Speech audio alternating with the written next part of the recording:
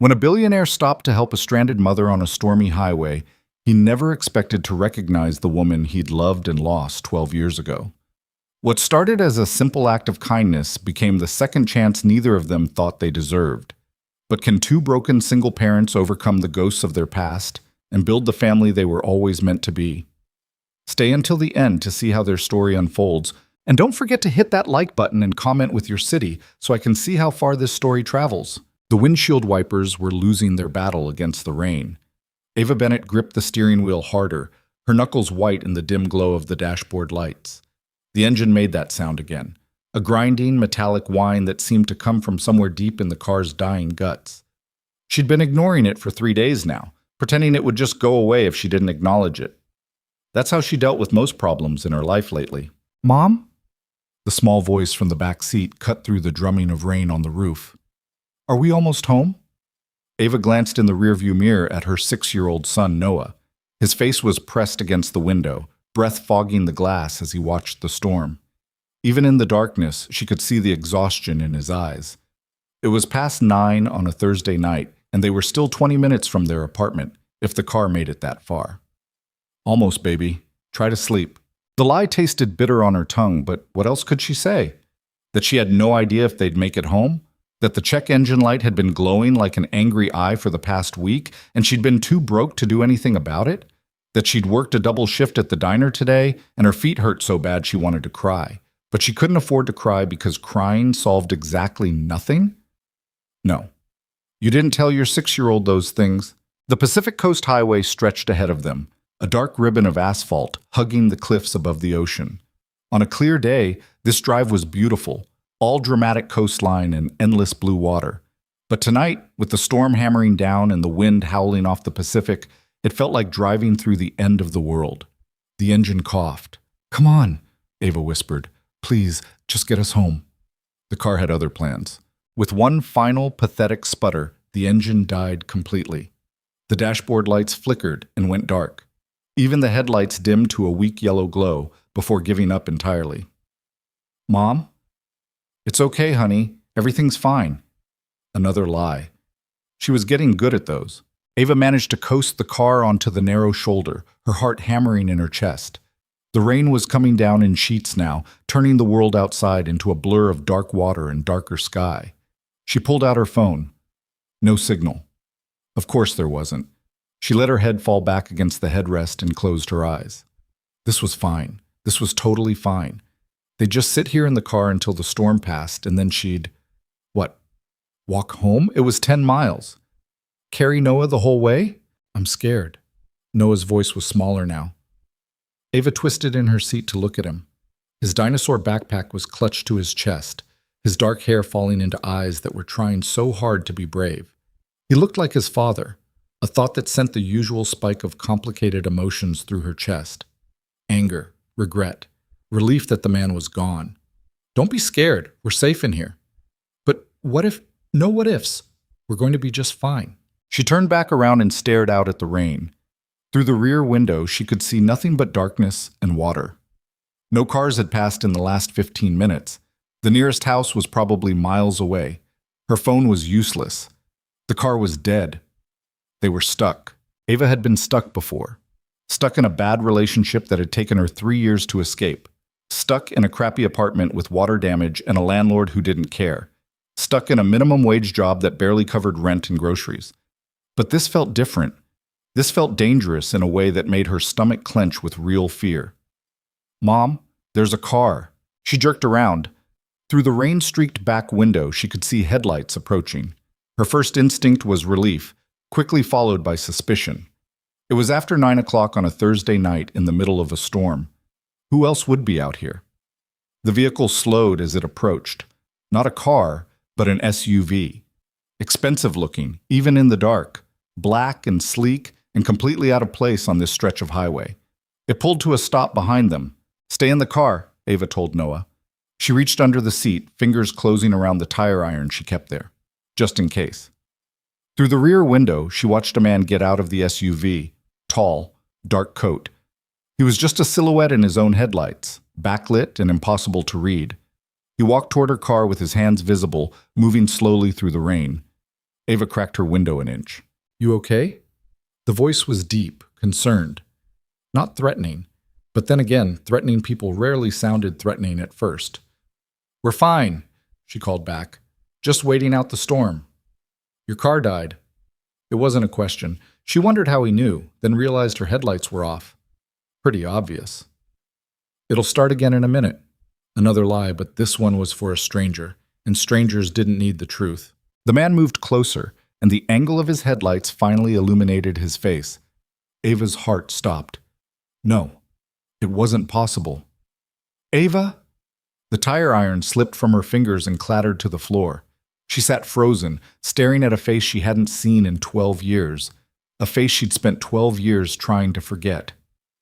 Ethan? The name came out barely above a whisper, but he heard it. She watched his expression shift from concern to shock to something she couldn't quite identify. Recognition, disbelief. The rain hammered down between them. What? She couldn't finish the sentence. What are you doing here? Why now? How is this possible?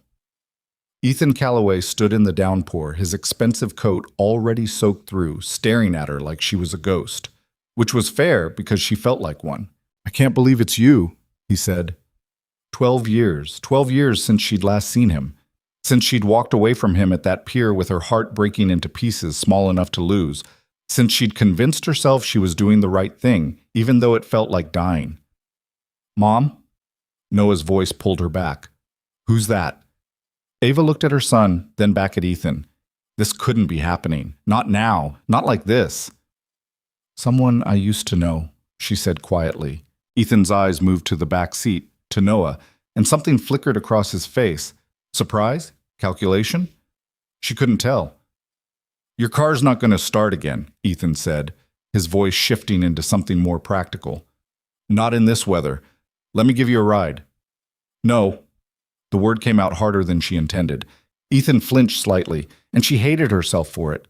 But accepting help from him, from Ethan Calloway, of all people, felt like opening a door she'd nailed shut years ago. Ava, be reasonable. You're stuck on the highway in a storm with a kid. I'm offering you a ride home. We're fine. You're not fine. You're sitting in a dead car with no heat and no lights, and the temperature's dropping. He paused. Please, just let me help you. Pride was a funny thing. It kept you warm when you had nothing else, but it also kept you freezing in a broken car in the middle of a storm when a perfectly good alternative was standing in the rain, offering assistance. Ava looked at Noah again. His lips were starting to look a little blue. Where are you even going? She asked Ethan. Why are you out here? I was visiting a site up the coast, heading back to the city. He ran a hand through his wet hair. Does it matter? It didn't. Not really. Fine, she said. But just a ride. That's it. Just a ride, he agreed. She turned to Noah. Grab your backpack, baby. We're getting in that car. Whose car? A friend's. Another lie. Ethan Calloway hadn't been her friend in over a decade. He'd been her first love, her biggest mistake, her deepest regret. But he wasn't her friend.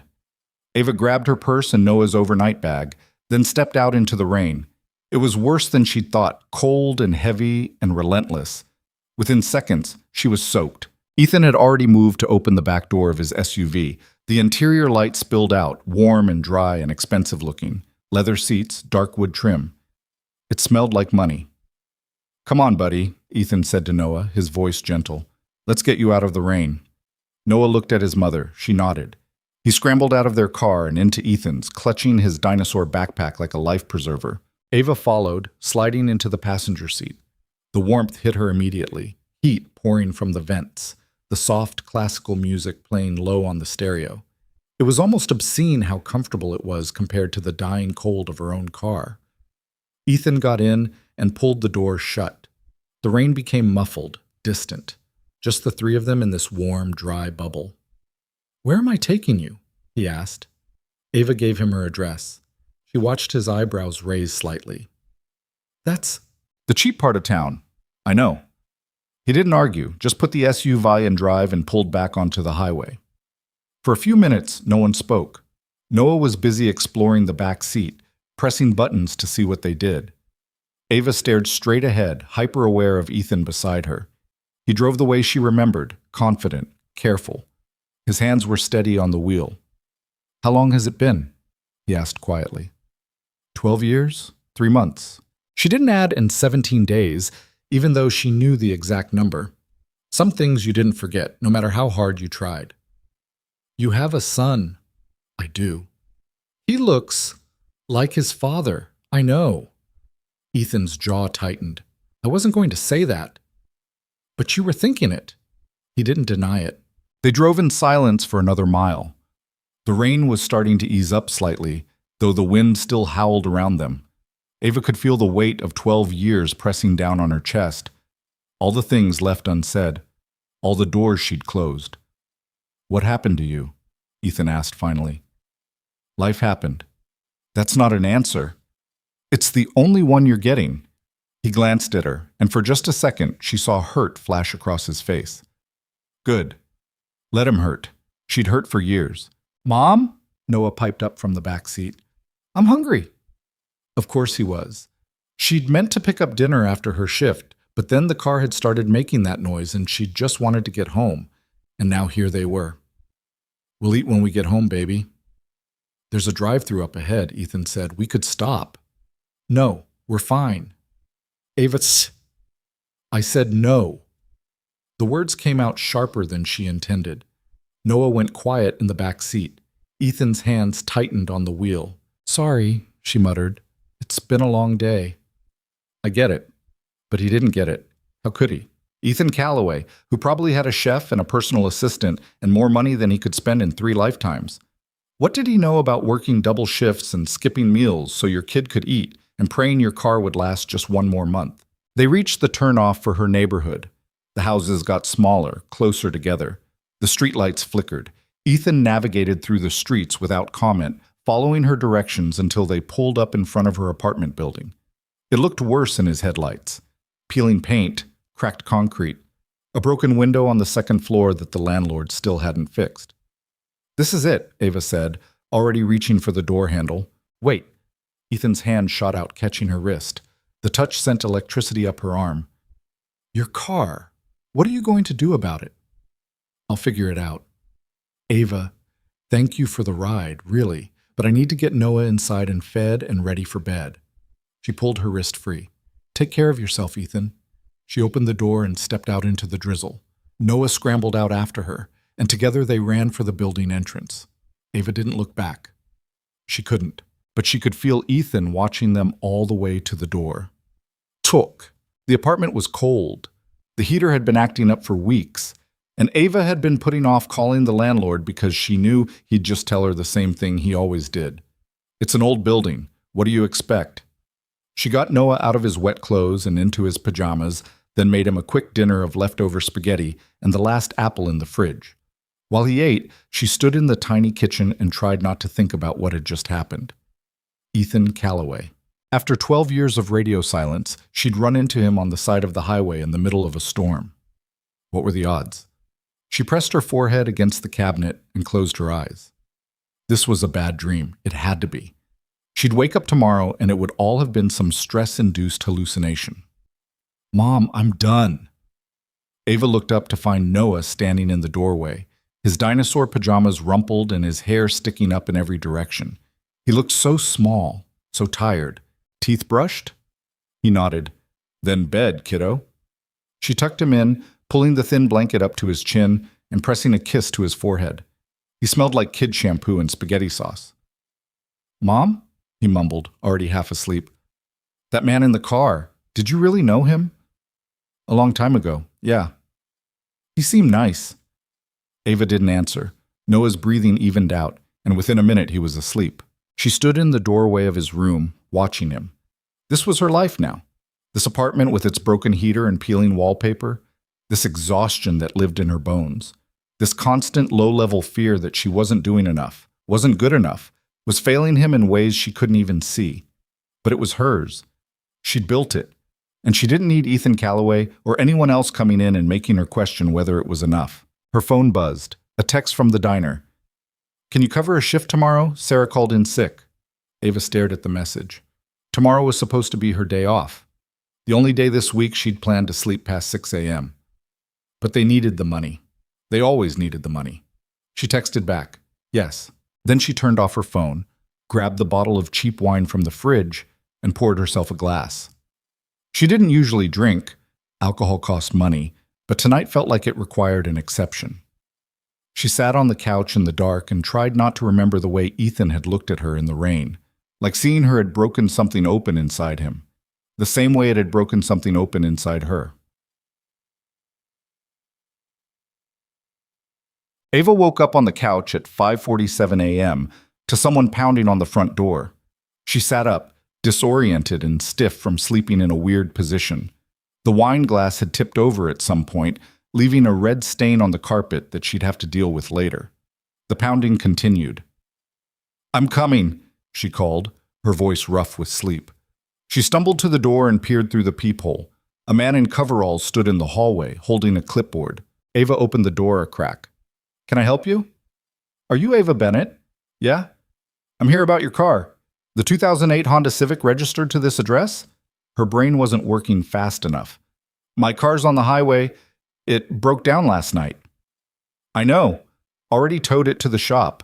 I'm here to give you the assessment." He consulted his clipboard. "Engine's shot. Transmission's not far behind. Realistically, you're looking at about $3,500 in repairs. Maybe more." The number hit her like a punch to the gut. $3,500. She didn't have $3,500. She didn't have $350. "Who?" She stopped, already knowing the answer. "Who called you?" "Got the work order from a Mr. Calloway, Ethan Calloway. Said to give you a full assessment and bill him directly for any repairs." "Of course he did.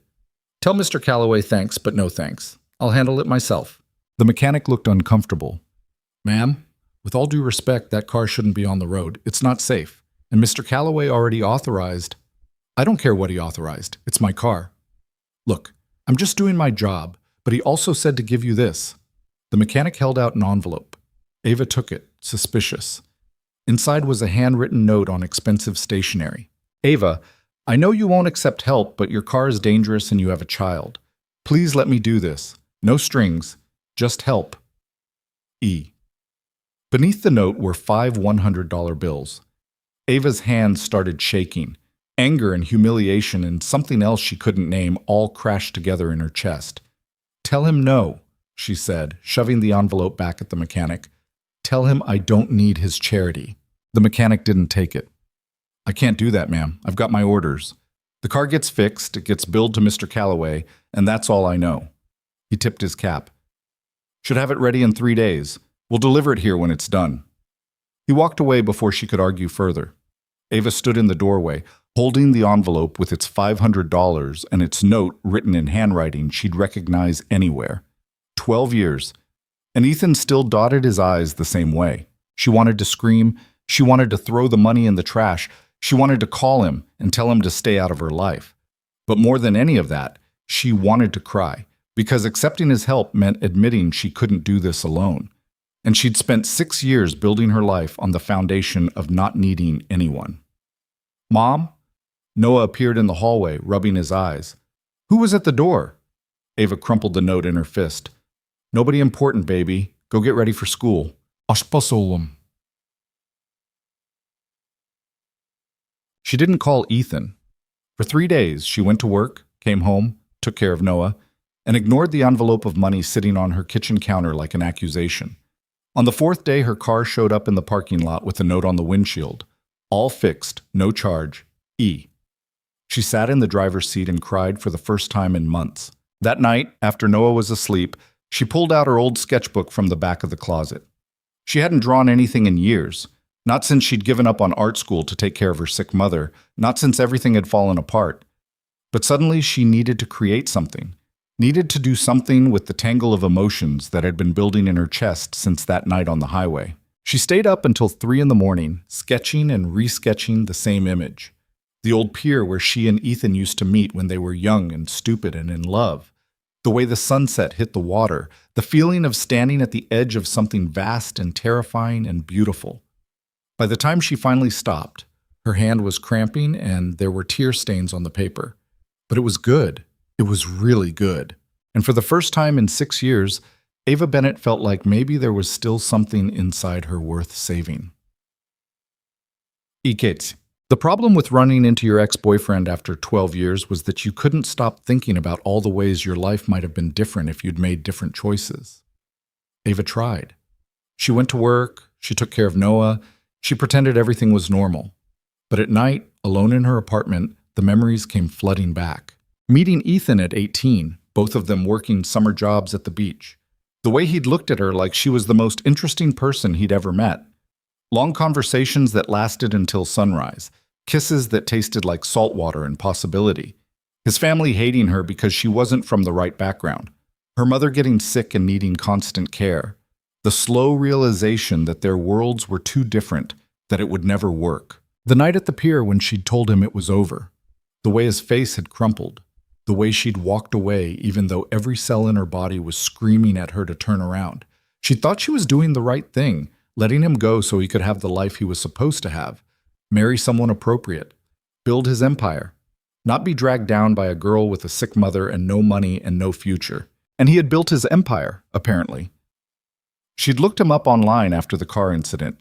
Ethan Callaway, CEO of Callaway Tech. Billionaire. Widower.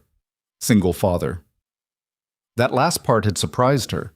She'd known he'd gotten married, had tortured herself by looking at the wedding photos years ago. But his wife had died 3 years ago. Cancer. He was raising their daughter alone. So he understood. The exhaustion, the fear, the weight of being solely responsible for another human's entire existence. Maybe that's why he'd helped her. Not pity. Recognition. A week after the car incident, Ava made a decision. She finished the painting of the pier, spent money she didn't have to get it properly framed, and looked up the address of Callaway Tech headquarters. She was going to return his kindness. Not with money. She didn't have money. But with the one thing she still knew how to give. Art. Callaway Tech was everything she'd expected. Glass and steel and money. People in expensive suits walking around with expensive coffee. The kind of place where her secondhand dress and worn shoes stood out like a stain. She clutched the wrapped painting and approached the reception desk. "I have a delivery for Ethan Callaway." The receptionist looked her up and down with barely concealed disdain. "Do you have an appointment?" "No, but Mr. Callaway doesn't accept unscheduled visitors. You can leave the package here and we'll make sure he gets it." "I need to give it to him personally." "That's not possible." Ava felt her temper rising. She'd taken a bus across the city, waited in line at the frame shop, spent $90 she desperately needed for other things. She wasn't leaving without seeing him. "Could you at least call his office? Tell him Ava Bennett is here?" The receptionist sighed dramatically, but picked up the phone. She spoke quietly for a moment. Then her expression shifted to surprise. "He'll be right down," she said, sounding shocked. Ava waited, her heart pounding. This was stupid. She should have just left it with the receptionist. Why had she thought this was a good idea? The elevator dinged. Ethan stepped out, and for a second they just stared at each other. He looked different in a suit, older, more polished. But his eyes were the same, that same intense dark brown that had always made her feel like he could see straight through her. "Ava," he crossed the lobby to her. "What are you doing here?" "I came to thank you for the car." She held out the painting. "And to give you this." He took it carefully, unwrapping the brown paper. When he saw what was underneath, he went very still. "You painted this?" "Yeah." "It's the pier." "Yeah." He looked at her, and there was something raw in his expression. "Ava, it's a thank you, that's all." She took a step back. "For helping me, when you didn't have to." "Of course I had to. You were stuck on the highway with your son. Most people would have just called a tow truck. I'm not most people." No, he really wasn't. They stood there in the middle of the busy lobby, and Ava was suddenly aware of people staring. Of course they were staring. Ethan Callaway, billionaire CEO, talking to some woman in a cheap dress holding a painting. "I should go," she said. "I just wanted to have dinner with me." The words came out fast, like he'd been holding them back. "What?" "Dinner, tonight, or tomorrow, whenever you're free." "Ethan, please, Just dinner. We haven't talked in 12 years. I think we deserve at least one meal to catch up. Every instinct she had was screaming at her to say no. To walk away now before this got complicated. Before old feelings resurfaced and made her forget all the reasons they'd broken up in the first place. But looking at him now, holding the painting she'd made of their place, their pier, she couldn't make herself say it. One dinner, she heard herself say. That's it. Ethan's smile was like the sun coming out. One dinner, I promise. She gave him her number, the same number she'd had for 5 years, which meant he could have called any time if he'd wanted to, which he hadn't, which should have told her everything she needed to know. But she gave it to him anyway, because maybe, just maybe, some doors weren't meant to stay closed forever. Miss Sate. Ethan called that evening while she was helping Noah with his homework. Tomorrow night? He asked. There's a place downtown, quiet, good food. I can't tomorrow. I have to work. When can you? Ava looked at her calendar, which was mostly empty except for work shifts. Saturday, but I'll need to find a babysitter.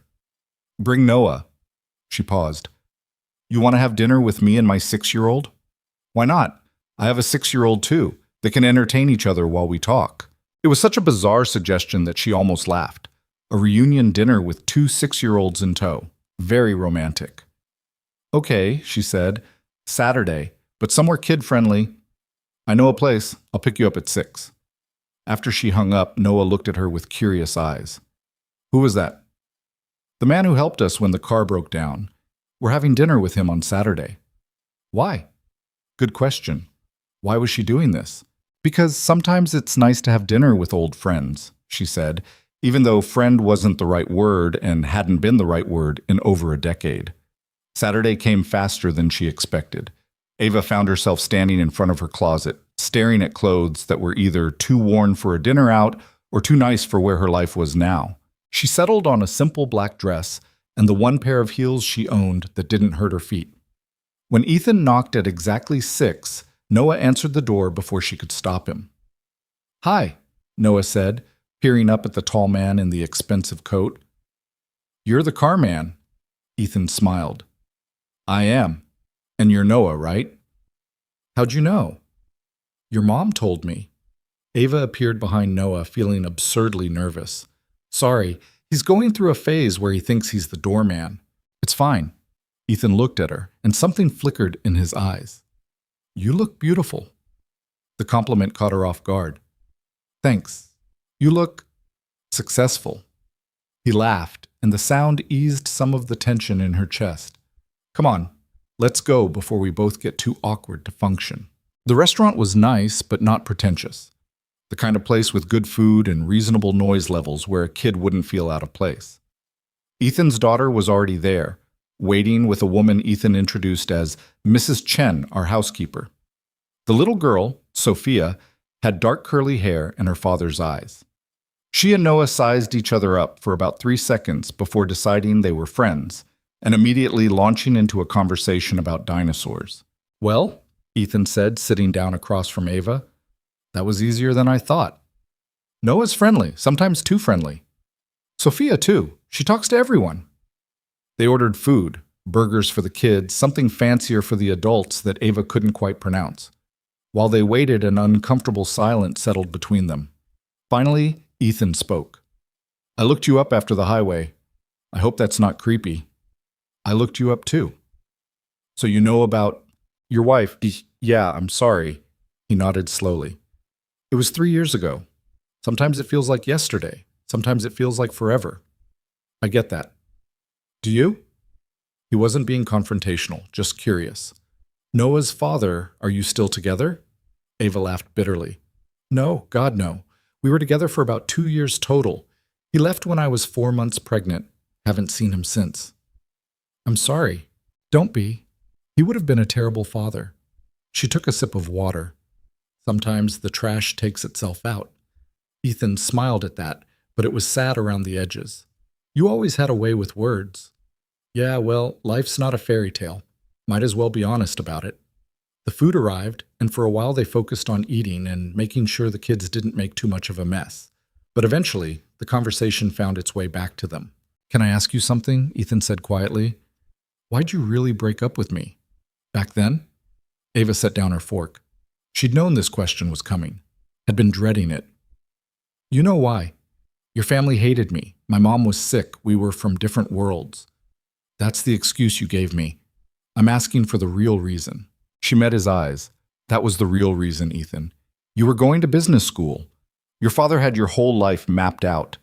I was a girl from nowhere with a dying mother and no prospects.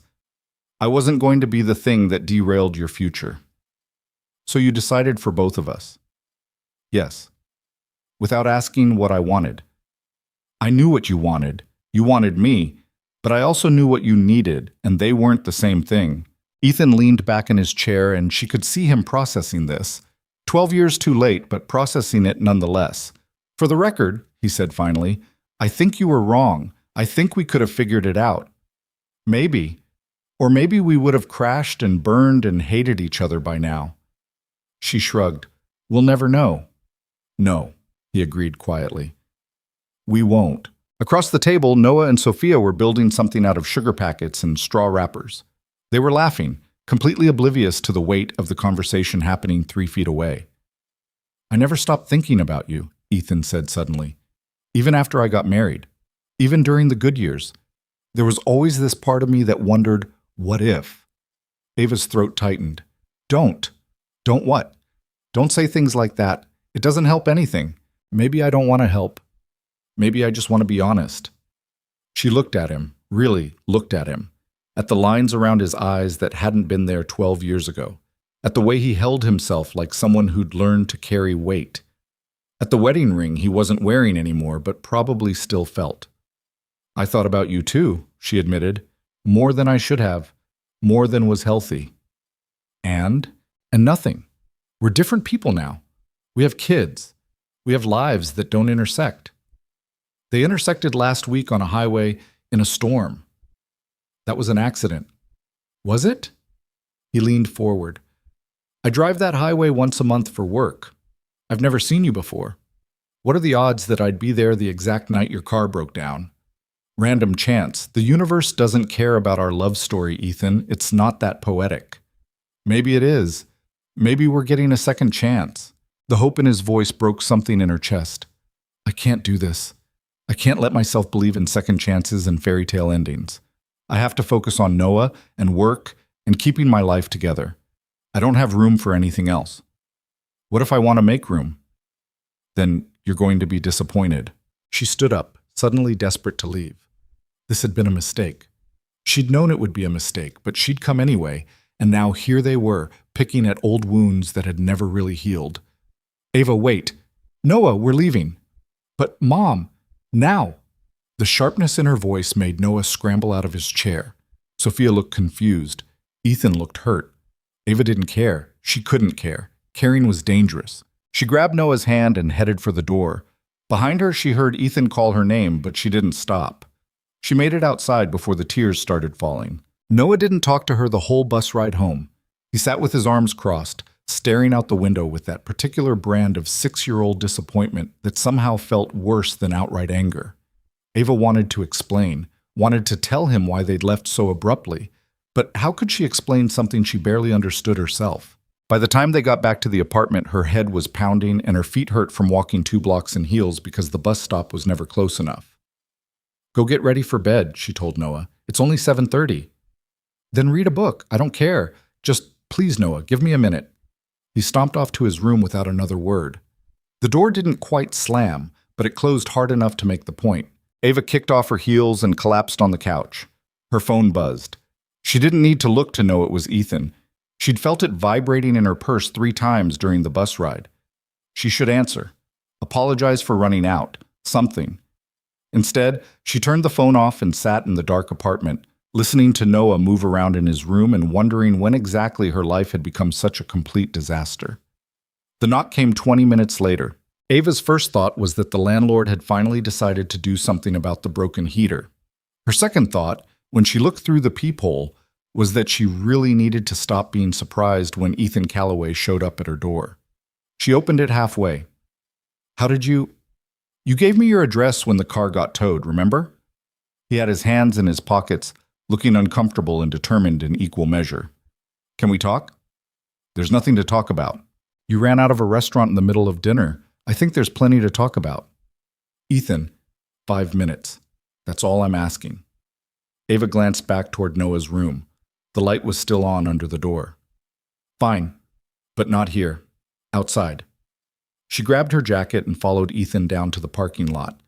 The night air was cold and damp, carrying the smell of rain that hadn't quite arrived yet. They stood under the one functioning streetlight, and Ava wrapped her arms around herself. I'm sorry, Ethan said, for pushing, for saying too much. You didn't say anything that wasn't true. That doesn't mean you were ready to hear it. Ava laughed, but there was no humor in it. You think? Ethan, we haven't spoken in 12 years. You can't just show up and start talking about second chances like no time has passed. I know that. Do you? Because it feels like you think this is some romantic movie where we just pick up where we left off and everything's fine. That's not what I think. He ran a hand through his hair, frustrated. I know it's complicated. I know we're not the same people. But I also know that when I saw you on that highway, for the first time in 3 years, I felt something other than numb. The confession hung between them.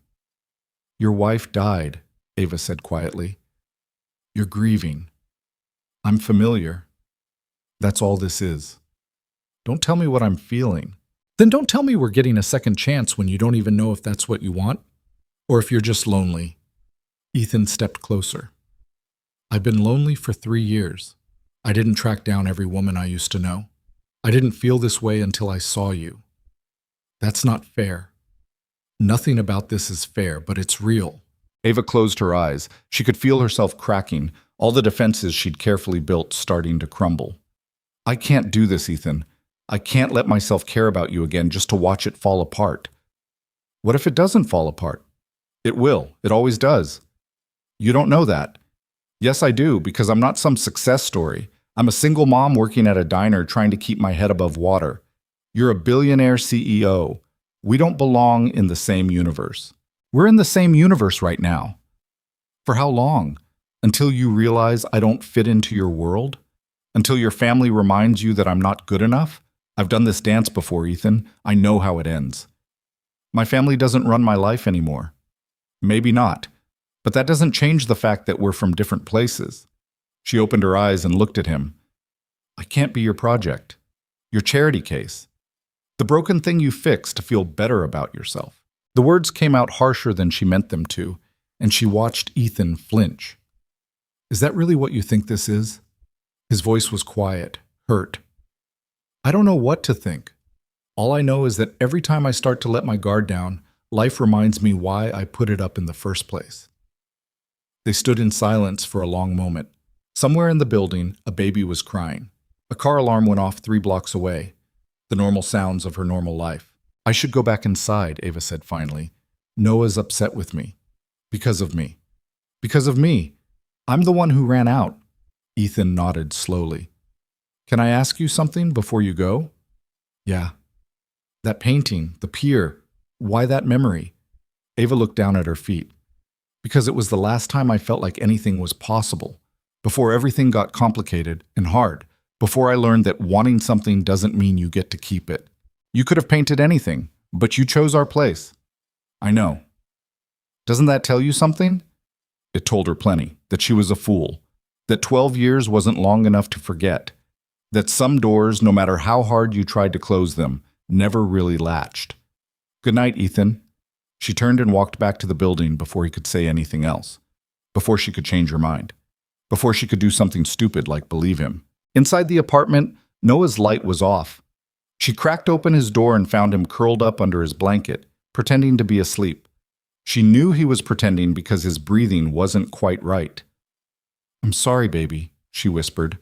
Sometimes grown-ups mess things up. Noah didn't answer, but she thought maybe his breathing hitched a little. Ava closed the door and went to her own room. She didn't cry. She'd learned a long time ago that crying didn't fix anything. But she did lie awake until 3 a.m, staring at the ceiling and trying not to think about the look on Ethan's face when she'd walked away. The next morning, she woke up to find an email notification on her phone. from an address she didn't recognize, with a subject line that just said, "Please read." She almost deleted it, but curiosity won. The email was from Ethan. It was long, too long for 6 in the morning, but she read it anyway. "Ava, I'm not good at backing off when I know I'm right about something. It's a character flaw. Ask anyone who works for me. But I'm going to try because you asked me to, and I respect that. I won't call. I won't show up at your apartment. I won't push. But I need you to know something. You're not a charity case. You're not a project. You're the woman I loved when I was too young to understand what love meant.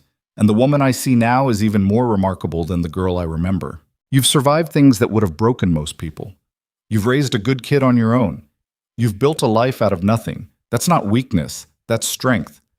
I don't want to fix you. You're not broken. I just want to be around you. That's all. So I'm going to step back and give you space. But I'm leaving the door open on my end. If you ever want to walk through it, I'll be here. E. Whoa. Ava read it 3 times, then put her phone down and went to make coffee with shaking hands. Work was brutal that day. The breakfast rush started early and didn't stop until well past noon. Ava's feet hurt, her back hurt, and she'd spilled coffee on herself twice. A table of businessmen left her a $2 tip on a $60 check. "Rough day?" her coworker Maria asked during a brief lull. "You could say that. You look like you didn't sleep." "I didn't." Maria raised an eyebrow. "Good reason or bad reason?" "Complicated reason." "Ah, man trouble." Ava laughed despite herself. "Is it that obvious?" "Honey, you've got that look. The one that says you're trying real hard to convince yourself you don't care about something you definitely care about." Maria refilled the coffee pot. "Want to talk about it?" "Not really." "Fair enough. But for what it's worth, whatever it is, you'll figure it out. You always do." The words were kind, but they sat heavy in Ava's chest. She always figured it out because she had to, because there was no one else to figure it out for her, because survival didn't give you the luxury of falling apart. But maybe that was the problem. Maybe she'd gotten so good at surviving that she'd forgotten how to do anything else. Her phone buzzed during her break. Not Ethan. He'd said he wouldn't call, and apparently he meant it. Instead, it was a text from an unknown number. "Hi, this is Mrs. Chen. Sophia's been asking about Noah. Would he like to come over for a play date this weekend? No pressure. Just thought the kids might enjoy it." Ava stared at the message. It was such a normal thing. A play date.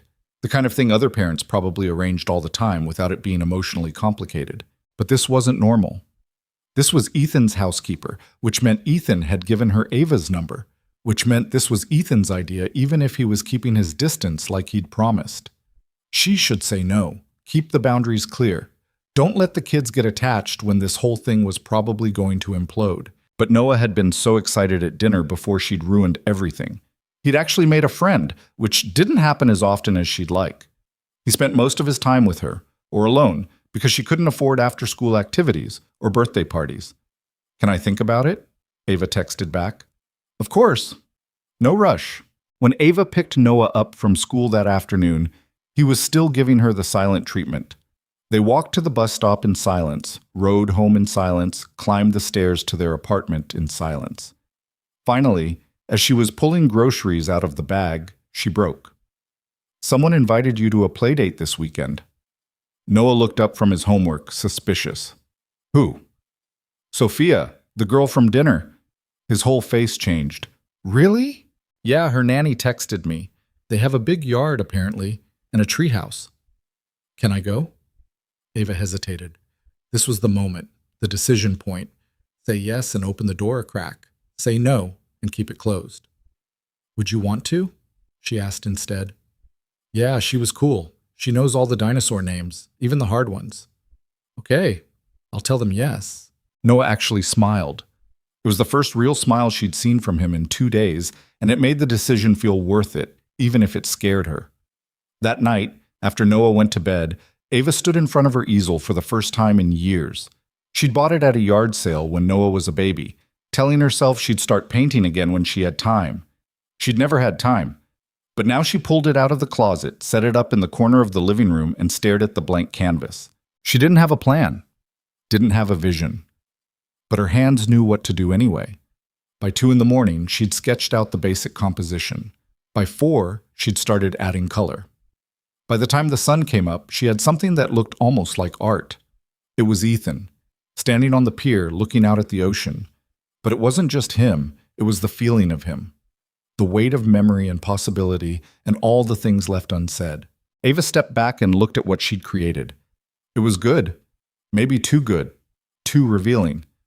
She should paint over it, start something else, something safe. But she didn't. Saturday came too fast. Mrs. Chen picked Noah up at 10 in the morning, promising to have him back by 5. Ava spent the first hour of his absence cleaning the apartment because that's what she did when she needed to not think. But by noon, the apartment was as clean as it was going to get, and she was left alone with her thoughts and the painting in the corner. Her phone rang. Not Ethan. He was keeping his promise, but a number she didn't recognize. Hello? Is this Ava Bennett? Yes? This is Dr. Sarah Chen from Community Health Clinic. I have the results from Noah's blood work from his last checkup. Ava's stomach dropped. Is something wrong? No, nothing concerning. Actually, everything looks good. I just wanted to follow up because I noticed you haven't scheduled his 6-month dental appointment yet. Right. Yeah, I'll call them this week. Great. And Ms. Bennett, I also wanted to mention that we have a sliding scale payment program if cost is a concern. You don't have to pay everything up front. The kindness in the doctor's voice made Ava's throat tight. Thank you. I appreciate that. After she hung up, Ava sat on the couch and put her head in her hands. Even the doctor knew she was struggling. It was that obvious. Her phone buzzed with a text. This time it was from Noah, sent from Mrs. Chen's phone.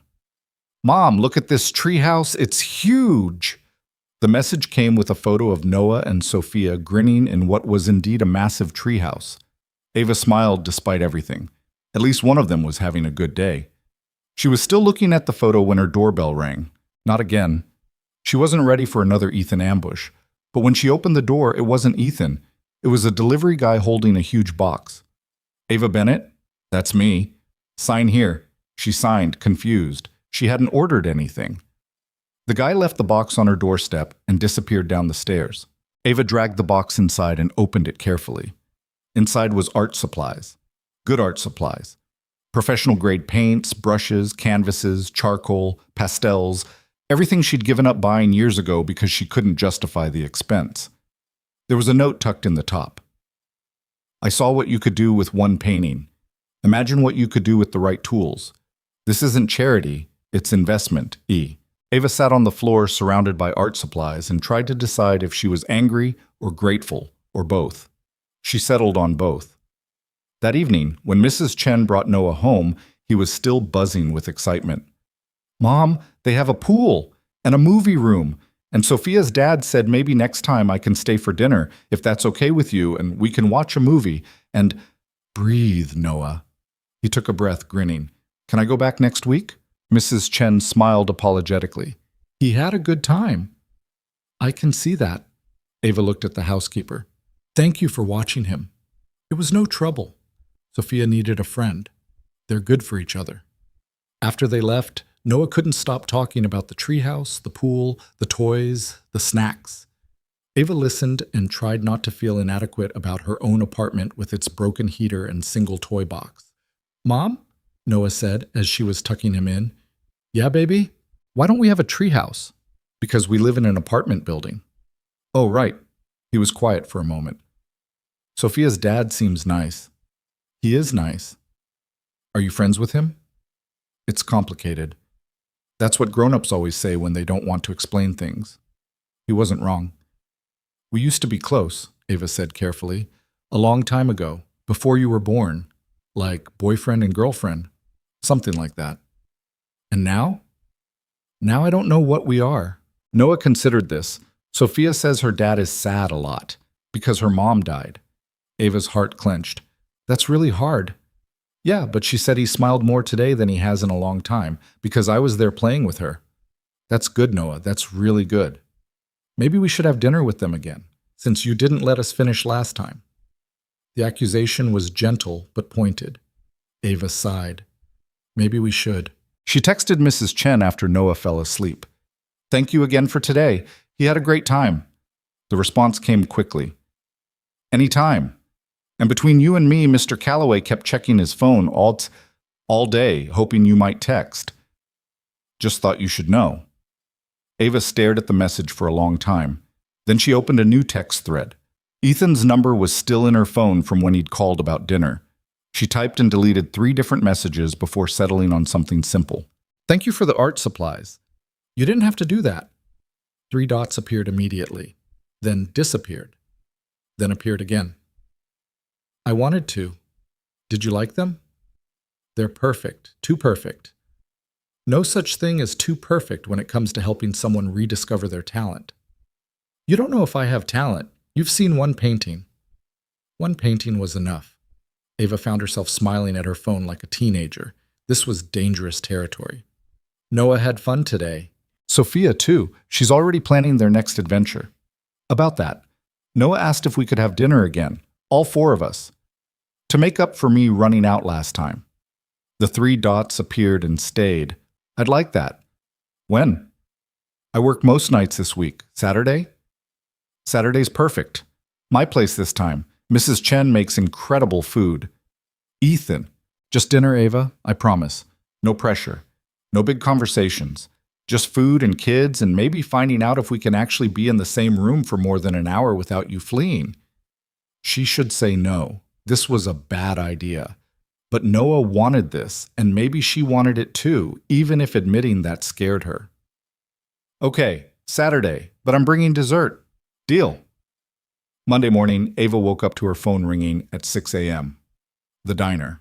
Ava, I know this is last minute, but can you come in early? Marcus called in sick and we're slammed. She looked at the clock. She was supposed to drop Noah at school at 8, which meant she'd need to find someone to take him. How early? Now? Ava closed her eyes. Give me 30 minutes. She called the only person she could think of, her neighbor, Mrs. Rodriguez, who sometimes watched Noah in emergencies. The woman agreed, thank God, and Ava dropped Noah off with promises of making it up to him later. Work was chaos. The morning rush was worse than usual. The kitchen was backed up, and one of the coffee machines broke down. By noon, Ava's feet were screaming, and she'd been stiffed on tips twice.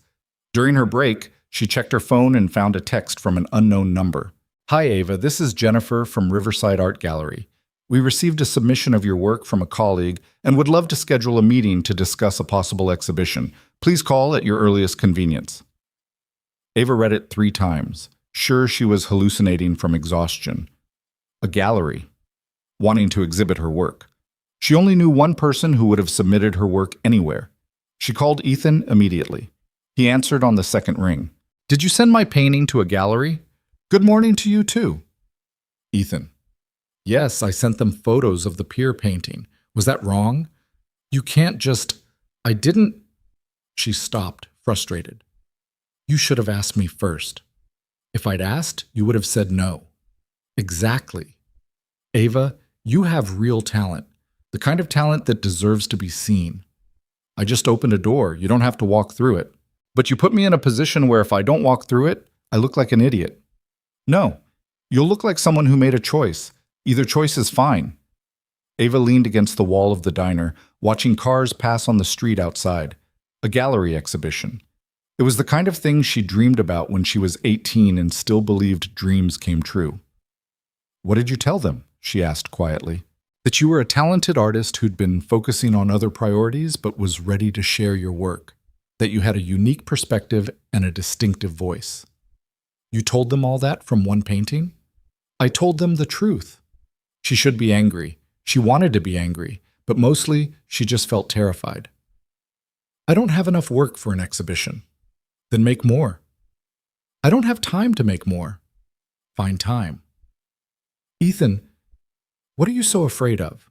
The question hit harder than it should have. I'm afraid of failing. I'm afraid of trying and not being good enough. I'm afraid of letting myself want something and then losing it. What if you don't fail? Everyone fails eventually. Not everyone. And even if you do, at least you tried. That's more than most people can say. Ava closed her eyes. I need to get back to work. Think about it. That's all I'm asking. Just think about it. After she hung up, Ava stood in the back alley of the diner and let herself imagine it. Her work on gallery walls. people looking at what she'd created, critics reviewing her art, maybe even selling a piece. It was terrifying and exhilarating in equal measure. She pulled out her phone and called the gallery back. "This is Ava Bennett. I got your message about the exhibition." "Yes, thank you for calling back. We're very excited about your work." "I need to be honest with you. I only have a few finished pieces right now." "How many is a few?" "2. Maybe 3 if I finish the one I'm working on." There was a pause. "We typically need at least 12 pieces for a show." "Right. Of course, I'm sorry for wasting your time, but," the woman interrupted, "we have an opening in 6 months. If you think you could have 12 pieces ready by then, we'd love to work with you." 6 months, 12 paintings, while working full-time and raising a 6-year-old. It was impossible. "I'll do it," Ava heard herself say. "Wonderful. Let's schedule a time for you to come in and discuss details." After she hung up, Ava stood in the alley and wondered what she'd just agreed to. Then she went back inside and finished her shift with a strange lightness in her chest that felt almost like hope. That night, after Noah went to bed, Ava set up her easel and got to work. She had 6 months to create 10 more paintings good enough for a gallery exhibition. She'd done harder things. Probably. The week passed in a blur of work and painting and trying to be present for Noah while her mind was constantly elsewhere. By Friday night, she'd finished 2 more pieces and started sketches for 3 others. She was exhausted and exhilarated and terrified. Saturday arrived with Noah bouncing off the walls with excitement about dinner at Sophia's house. "What should I wear?" he asked, rifling through his drawer. "Whatever you want, baby." "Sophia's house is fancy. I should probably wear something nice." Ava looked at her 6-year-old trying to pick out a nice shirt and felt her heart squeeze. "How about the blue button-up Grandma sent for your birthday?" "Perfect." While Noah got dressed, Ava stood in front of her own closet with the same dilemma. Everything she owned screamed broke single mom, which was accurate but not exactly the image she wanted to project. She settled on dark jeans and a green sweater that at least fit well.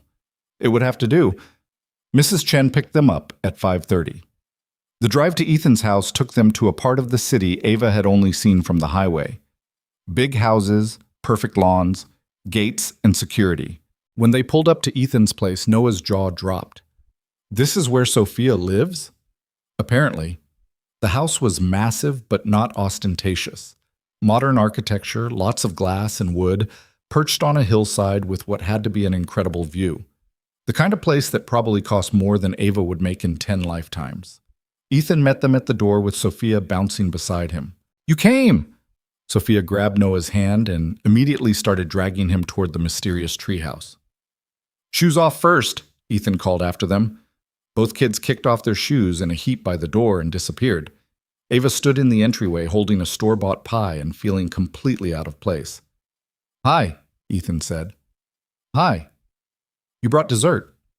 "You said I could." "I did." He took the pie from her. "Come in. Let me give you a tour before dinner." The house was beautiful in an understated way. Lots of light, comfortable furniture, art on the walls. It felt lived in despite its size. There were Sophia's drawings on the fridge, toys in corners, proof that real people existed here. "You have a nice home," Ava said. "It's too big for just the 2 of us, but Sophia loves it, so." He shrugged. They ended up in the kitchen, where Mrs. Chen was putting finishing touches on what smelled incredible. "Can I help with anything?" Ava asked. "Absolutely not," Mrs. Chen said firmly. "You're a guest. Sit. Relax." Ethan poured them wine, and they sat at the kitchen island while Mrs. Chen worked. "How's the painting going?" he asked. "You really want to know?" "I wouldn't have asked if I didn't." "It's going. I finished 2 more this week. Started sketches for 3 others." "That's amazing. It's terrifying. I haven't painted seriously in years. What if I've lost it? What if the gallery realizes they made a mistake?" "They didn't make a mistake." "You don't know that." "Yes, I do." He met her eyes. "I've seen your work, Ava. You haven't lost anything." The conviction in his voice made something warm unfurl in her chest. Outside, they could hear the kids laughing. Through the window, Ava could see them in the treehouse, probably planning some elaborate game. "Noah talks about Sophia constantly," she admitted. "Sophia does the same. I think they're attached at the hip now." "Is that going to be a problem when—" She stopped, not sure how to finish. "When what?" "When this whole thing between us inevitably gets complicated?" Ethan set down his wine glass. It doesn't have to get complicated. Everything gets complicated. Not if we don't let it. Before Ava could respond, both kids came barreling into the kitchen, faces flushed and eyes bright. "Dad, can Noah stay the night?" Sophia asked. "Please? We were going to build a fort and watch movies and—" "Sophia, we talked about asking before making plans. But Noah has to go home with his mom tonight," Ava said gently. "But maybe another time." Both kids looked disappointed but didn't argue. Mrs. Chen called them to the dining room, and they all sat down to a meal that was easily the best food Ava had eaten in months. The kids chattered nonstop about school and dinosaurs and some show they both watched. Ethan caught Ava's eye across the table and smiled, and for just a moment it felt easy, natural, like maybe this could work. After dinner, while the kids ran off to play more, Ava helped clear the table despite Mrs. Chen's protests. "You raised a good boy," Mrs. Chen said quietly, loading the dishwasher. "Thank you. I'm trying. Trying is all any of us can do." The older woman smiled. "And for what it's worth, I think you and Mr. Calloway are good for each other. We barely know each other anymore. Maybe that's not a bad thing. Fresh start." The words stayed with Ava through the rest of the evening, through dessert and coffee, and watching the kids play one more game before it was time to go. As Mrs. Chen drove them home, Noah fell asleep in the back seat, worn out from happiness. Ava's phone buzzed. "Thank you for coming tonight, for giving this a chance." She looked at the message for a long moment before responding. "Thank you for not giving up on me." "Never." The simple word felt like a promise. The weeks that followed developed a rhythm Ava hadn't expected. Saturday playdates became a regular thing, then occasional weeknight dinners when their schedules aligned. Ethan never pushed, never demanded more than she was willing to give. But he was there, steady, present in a way that felt both comforting and terrifying. Ava painted whenever she could steal the time.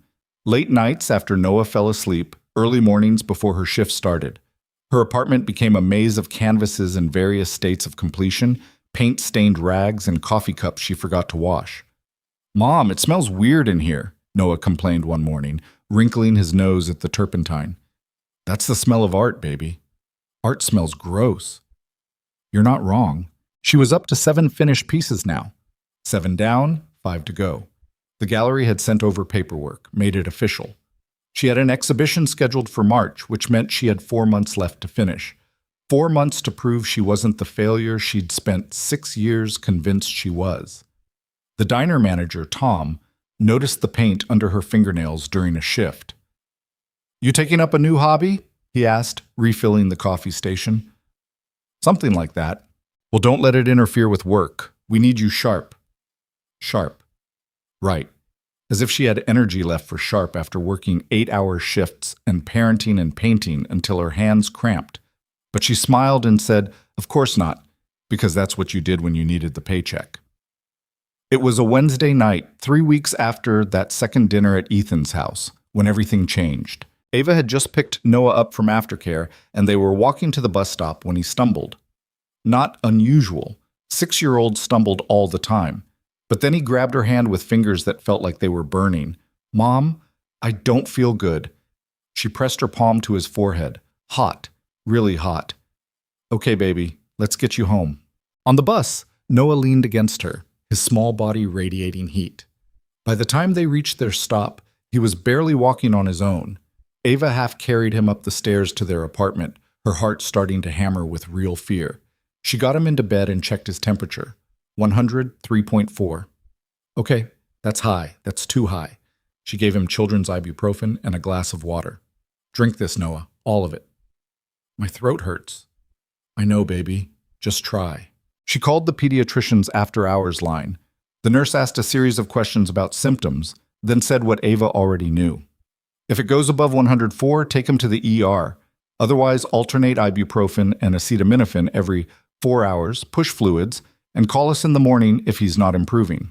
After she hung up, Ava sat on the edge of Noah's bed and watched him sleep fitfully. His cheeks were flushed, his breathing shallow. She told herself it was just a fever. Kids got fevers. It was normal. But the fear sitting in her chest didn't feel normal. By 8 o'clock, his temperature had climbed to 103.8 despite the medication. Ava changed his sheets because he'd sweated through them, got him into fresh pajamas, tried to get him to sip water through a straw. "I'm cold," he whimpered. "I know it feels that way, but you're actually really hot. We need to cool you down."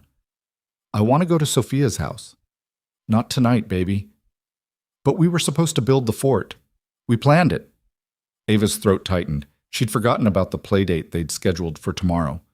"We'll reschedule. Sophia will understand." Noah started crying then, the feverish, inconsolable crying that broke her heart because she couldn't fix it. At 9:30, she checked his temperature again. 104.2. That was it. That was the number the nurse had said meant emergency room. Ava grabbed her phone with shaking hands. She needed to call an ambulance or find a way to get Noah to the hospital. The bus didn't run frequently this late, and a taxi would cost money she didn't have, but none of that mattered because her son was burning up, and she was alone and terrified. She was scrolling through her contacts trying to figure out who to call when her phone rang. Ethan. She almost didn't answer, but something made her hit the green button. "Hey, I know it's late, but Sophia wanted me to confirm tomorrow's play date, and Ava? What's wrong?" She hadn't said anything yet, but somehow he knew. "Noah's sick, really sick. His fever won't break and I need to get him to the hospital, but I can't." Her voice cracked. "Where are you?" "Home. But I'm coming. Don't move. Don't do anything. I'll be there in 15 minutes. "Ethan, you don't have to." 15 minutes. He hung up.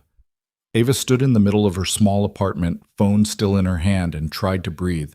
This was fine. Ethan was coming. She wasn't alone, except she barely knew him anymore, hadn't known him for 12 years, and now she was letting him into her crisis like he had the right to be there. But she didn't have time to second guess because Noah called for her from the bedroom, his voice small and scared, and she went to him. Ethan made it in 12 minutes. When Ava opened the door, he was breathing hard like he'd run up the stairs, still in the dress shirt and slacks he must have been wearing for whatever evening event he'd attended. "Where is he?" "Bedroom." Ethan went straight to Noah without hesitation. He crouched beside the bed and placed his hand on Noah's forehead with the kind of gentle confidence that came from doing this before, from having his own sick kid. "Hey, buddy, not feeling so great, huh?" Noah opened his eyes. "Mr. Calloway?" "Yeah, it's me. Your mom called because you need to see a doctor. That okay with you?" Noah nodded weakly. "Good man." Ethan looked at Ava. "I'm taking you both to County General. I already called ahead. They're expecting us." "You called ahead?" "I have a contact in their pediatric department. Dr. Martinez, she's the best." Of course he did. Of course he had contacts everywhere. "You didn't have to do that." "Ava?" He stood and looked at her directly. "Stop arguing and let me help, please." There was something in his voice, not pity, not condescension, just determination, and maybe a little bit of his own fear. "Okay," she said quietly. Ethan scooped Noah up like he weighed nothing, blanket and all. "Come on, let's get you to the car." The drive to the hospital was a blur. Ethan's SUV cut through traffic with practiced efficiency while Ava sat in the back with Noah, monitoring his breathing, checking his pulse, trying not to completely fall apart. "He's going to be fine," Ethan said from the front seat. "You don't know that. High fevers are scary, but kids are resilient, and we're getting him help. He's so small." "I know." At the hospital, things moved faster than Ava had ever experienced. Dr. Martinez was waiting, just like Ethan said. Within minutes, Noah was in a room, hooked up to monitors, getting fluids through an IV. The doctor examined him thoroughly while asking Ava questions about symptoms and timeline. Ava answered as best she could, but her mind kept stuttering, stuck on the image of her baby in a hospital bed looking so pale and fragile. "It looks like a bad case of strep throat," Dr. Martinez said finally. "The fever's high, but we'll get it down. I'm going to start him on antibiotics and keep him here for observation for a few hours." "He's going to be okay?" Ava's voice came out smaller than she meant it to. "He's going to be fine. But you did the right thing bringing him in when you did." After the doctor left, Ava sank into the chair beside Noah's bed and put her face in her hands. The adrenaline was wearing off, leaving behind exhaustion and residual fear and the kind of shaky relief that made her want to cry. She felt a hand on her shoulder. "Ethan." "You okay?" "I'm fine. I'm not the one with strep throat." That's not what I asked. Ava looked up at him. He'd pulled a chair over and was sitting close enough that she could see the concern in his eyes. I was so scared, she admitted. I don't know what I thought. But when his fever kept climbing, I just kept imagining worst-case scenarios. That's what parents do. We catastrophize. Does it get easier? No. You just get better at pretending you're not terrified. He glanced at Noah, who'd finally fallen into a real sleep now that the IV fluids and medication were working. Sophia had pneumonia when she was 4, spent 3 days in the hospital. I didn't sleep the entire time, just sat beside her bed and bargained with the universe. Did the universe listen? She got better, so maybe. They sat in silence for a while, watching Noah breathe. The monitors beeped steadily. The hospital sounds filtered in from the hallway, pages over the intercom, nurses talking, the squeak of wheels on linoleum. Thank you, Ava said finally, for coming, for all of this. You don't need to thank me. Yes, I do. You dropped everything and drove across the city in the middle of the night for a kid who isn't even yours. Ethan looked at her for a long moment. He's important to you. That makes him important to me. The words settled between them, heavy with implication. Ethan, I'm not trying to pressure you into anything. I'm just stating a fact. But that's the thing. You keep doing these grand gestures and saying these things that make me feel like... She stopped, not sure how to finish. Like what? Like maybe I've been wrong about us, about whether this could work. And that's terrifying, because I've spent 6 years building walls to keep myself safe, and you're systematically dismantling them, and I don't know what happens when there's nothing left to hide behind. Ethan reached over and took her hand. His palm was warm, solid. What happens is, you let someone help carry the weight for a while. That's all. I don't know how to do that. Then learn. I'll wait. A nurse came in to check Noah's vitals, interrupting the moment. By the time she left, Ava had pulled her hand back and Ethan had shifted in his chair, putting a careful distance between them. Around midnight, Dr. Martinez came back. Fever's down to 100.2. He's responding well to the antibiotics. I'm comfortable sending him home with a prescription and instructions for follow-up care. Really? Tonight? His vitals are stable, and honestly, kids recover better at home. Just watch him closely for the next 24 hours. Ethan drove them home. Noah was half asleep in the back seat, the fever finally broken but leaving him wrung out and weak. Ava sat beside him, one hand resting on his knee. When they reached her apartment building, Ethan helped carry Noah upstairs despite Ava's protests that she could manage. I know you can manage, he said, settling Noah into bed. But you don't have to. After Noah was tucked in, Ava walked Ethan to the door. It was past 1 in the morning now. He had to be exhausted, but he didn't show it. Get some sleep, he said, and call me if anything changes. I mean it. I will. He started to leave, then turned back. Ava? Yeah? I need you to know something. I'm not trying to rescue you. I'm not trying to fix your life or solve your problems. I'm just trying to be here, because that's what you do for people you... He stopped. For people who matter. He left before she could respond. Ava closed the door and leaned against it, her heart doing complicated things in her chest. She checked on Noah one more time, sleeping peacefully, temperature normal, then collapsed on the couch. She should sleep. She had to work tomorrow. But her mind was racing. Ethan had almost said it, had caught himself at the last second, but she'd heard it anyway, the unspoken words hanging in the air between them. For people you love. She pulled out her phone and stared at his contact information. Then, before she could talk herself out of it, she sent a text. For people who matter to you too. The response came immediately. Yeah, something like that. Ava smiled despite herself, despite the exhaustion and the fear and the absolute mess of her life. Then she set her phone aside and finally let herself sleep. The next morning, Noah woke up looking almost normal. The fever was gone completely, though he was still tired and his throat hurt. Can I have popsicles for breakfast? He asked hopefully. You can have toast and popsicles for breakfast. Deal. Ava called work and explained the situation. Tom was less than thrilled, but agreed to let her take the day off. Unpaid, of course, but what choice did she have? They spent the day on the couch watching movies and eating soup. Around noon, the doorbell rang. Ava opened it to find Mrs. Chen holding a large container. "Mr. Calloway asked me to bring this. It's chicken congee, good for sick children. You didn't have to come all the way here. It's no trouble. And this is from Sophia." She handed over a construction paper card covered in crayon drawings of dinosaurs. She was very worried about Noah. After Mrs. Chen left, Ava read the card to Noah. His face lit up. "Can I call Sophia and tell her I'm okay?" "After you eat some congee?" The congee was delicious and clearly made from scratch. Ava wondered how early Mrs. Chen had gotten up to make it, how early Ethan had asked her to. That afternoon, while Noah napped, Ava tried to paint, but her hands wouldn't cooperate. She kept thinking about last night, about Ethan's face when he'd looked at Noah in the hospital, about the way he'd held her hand like it was the most natural thing in the world, about the walls she'd built that weren't quite as solid as they used to be. She gave up on painting and instead found herself looking through old photos on her phone. There weren't many from before Noah was born. She'd left most of that life behind when she'd walked away from Ethan, but she had a few, tucked away in a folder she rarely opened. Ethan at 19 laughing at something she'd said. Ethan at the beach, squinting into the sun. The two of them at the pier, taken by a stranger who'd offered when he saw them watching the sunset. They looked so young, so sure that love was enough. They'd been idiots.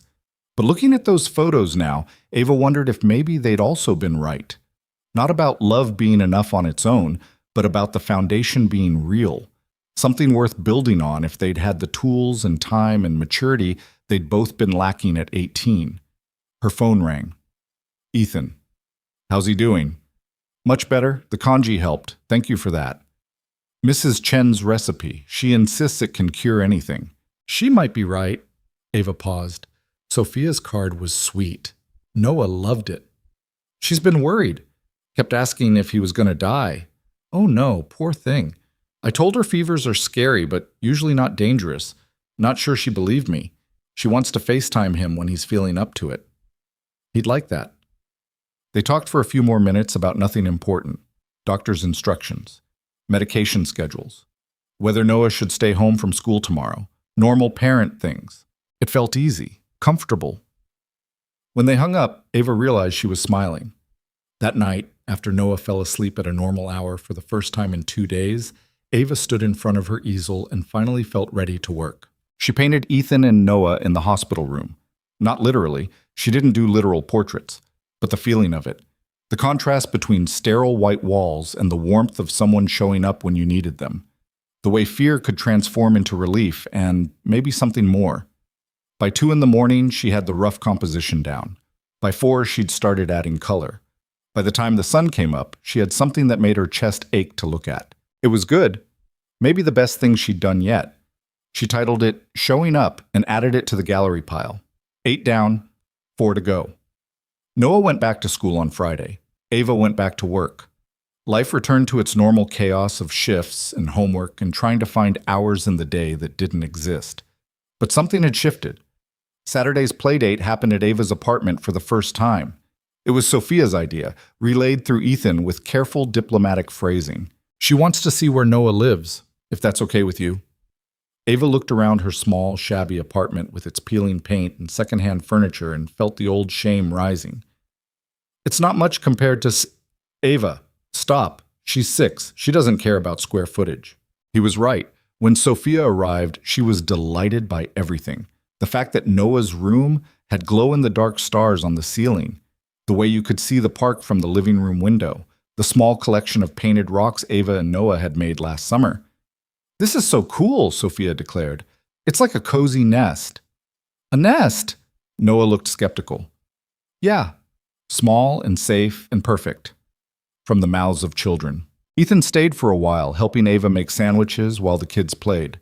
It was domestic in a way that should have felt weird, but didn't. "Your place suits you," he said, cutting crusts off bread. "You mean it's small and barely holding together?" "I mean it's real. Everything in my house is designed and decorated and perfect. This feels lived in." "That's a nice way of saying messy." "It's a nice way of saying it feels like a home." Ava glanced at him. He was focused on the sandwiches, but there was something in his voice that sounded almost wistful. "Do you not feel at home in your house?" "Sometimes I do." when Sophia's there and we're doing normal stuff, but other times it feels like a museum, beautiful and cold and full of things that don't mean anything. You could change that. Maybe I need help figuring out how. The words hung between them. Ava wasn't sure if they were still talking about interior decorating. Later, after the kids had eaten and run off to play again, Ethan wandered over to her painting corner. Ava's heart jumped. "You've been busy," he said, taking in the canvases in various stages of completion. "Gallery show is in 3 months. I'm behind." "These are incredible." He stopped in front of the newest one, the hospital painting. "What's this one called?" "Showing Up." He stared at it for a long moment. "It's us. Last week." "Not literally." "No, but emotionally. I can feel it." He turned to look at her. "You're really talented, Ava. I hope you know that." "I'm trying to believe it." "Try harder." She laughed despite herself. "Okay, bossy. I'm serious. You have a gift. Don't let fear convince you otherwise." Before Ava could respond, there was a crash from Noah's room, followed by Sophia yelling, "I'm okay." Both parents rushed toward the sound. The moment broken, but not forgotten. The weeks leading up to Christmas blurred together. Work, painting, time with Noah, increasingly frequent dinners with Ethan and Sophia. Ava's apartment became a revolving door of play dates and impromptu meals, and Ethan showing up with coffee when she texted him at midnight about being stuck on a painting. "You don't have to keep rescuing me," she said one night when he appeared with lattes and moral support. "This isn't rescue. This is collaboration. I'm not sure sitting on my couch while I paint counts as collaboration. I'm providing emotional support and quality beverages. That's collaboration." The thing was, he was right. Having him there helped. Not because he did anything specific, but because his presence made the lonely hours of creating feel less isolating. She finished painting number 9 on a Tuesday night, number 10 on Thursday. By the following Monday, she had 11 pieces she felt confident about. 1 left to go. "What's the last one going to be?" Ethan asked. They were at his house for dinner, the kids occupied with a movie in the other room. "I don't know yet. I keep starting things and abandoning them." "Why?" "Because none of them feel right. The exhibition is supposed to tell a complete story, and I don't know how to end it." "What's the story you're telling?" Ava considered. "Survival, growth, learning to be vulnerable again after you've convinced yourself you can't be. Sounds like you know exactly what the last painting should be." "What?" "Whatever comes next. Not the past, not the present, the future." "I don't know what my future looks like." Ethan met her eyes across the table. "Don't you?" The question felt loaded with meaning. Ava broke eye contact first, looking down at her wine glass. "It's complicated." "It doesn't have to be." "Yes, it does. You have this whole world that I'm not part of. Business dinners and charity galas and people who speak in 6-figure donations. I work at a diner. And eventually you're going to realize that we don't fit." "Ava." Ethan reached across the table and took her hand. "I've spent the last 3 months watching you work 2 jobs, raise an incredible kid, and create art that makes me feel things I forgot I could feel. You fit into my world better than most people who were born into it. That's not how the world works." "Then maybe the world is wrong." She wanted to believe him, wanted to believe that love and determination could overcome practical obstacles like class differences and social expectations. But she'd learned the hard way that wanting something didn't make it true. "I should get Noah home," she said, pulling her hand back. "It's a school night." Ethan didn't argue, but the look on his face told her he knew she was running again. On the drive home, Noah was quiet in the back seat. "You okay, baby?" Ava asked. "Are you and Mr. Calloway going to get married?" The question came out of nowhere and everywhere at once. "What?" "No, why would you? Where did that come from?" "Sophia says her dad likes you, and you like him. That's what people do when they like each other." "It's more complicated than that." "That's what you always say." Out of the mouths of children. When they got home, Ava helped Noah get ready for bed, then sat on the edge of his mattress like she did every night. "Noah, if Mr. Calloway and I did like each other, like Sophia says, would that be okay with you?"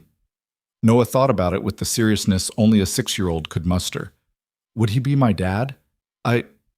I don't know. Maybe not like that, but he'd be important to us. Would we move to his house with the treehouse? Probably not. Would he move here? I doubt it. Then how would it work? I honestly don't know. Noah nodded like this made perfect sense. You should figure it out, because I like Mr. Calloway. And I really like Sophia. And you smile more when they're around. After he fell asleep, Ava sat in her painting corner and stared at the blank canvas that would become piece number 12. Noah was right. She smiled more, laughed more, felt more alive than she had in years. But she was also terrified. She picked up her brush and started to paint without thinking, letting her hands work while her mind wandered. She painted for hours, barely aware of what she was creating, just letting it flow. When she finally stepped back around 3 in the morning, she saw what she'd made. 2 figures on a pier, a man and a woman. Not touching, but turned toward each other. The space between them was filled with light, golden and warm and full of possibility. Behind them, the ocean stretched into darkness. Ahead, the sky was beginning to show hints of dawn. It was them. Her and Ethan. Standing at the edge of something new, not sure whether to step forward or back. She titled it The Edge of Maybe and knew it was the last piece. The gallery exhibition was complete. The gallery called 2 weeks before the exhibition to schedule a walkthrough. Ava stood in the middle of the Riverside Art Gallery's main space, watching workers hang white panels and adjust track lighting, and tried to remember how to breathe. We'll display the pieces chronologically, Jennifer, the curator, was saying. Starting with the pier painting that first caught our attention, then moving through your journey, the final piece, The Edge of Maybe, will have the wall to itself. It's powerful enough to stand alone. Ava nodded, not trusting herself to speak. This was real. This was actually happening. We're expecting good turnout, Jennifer continued.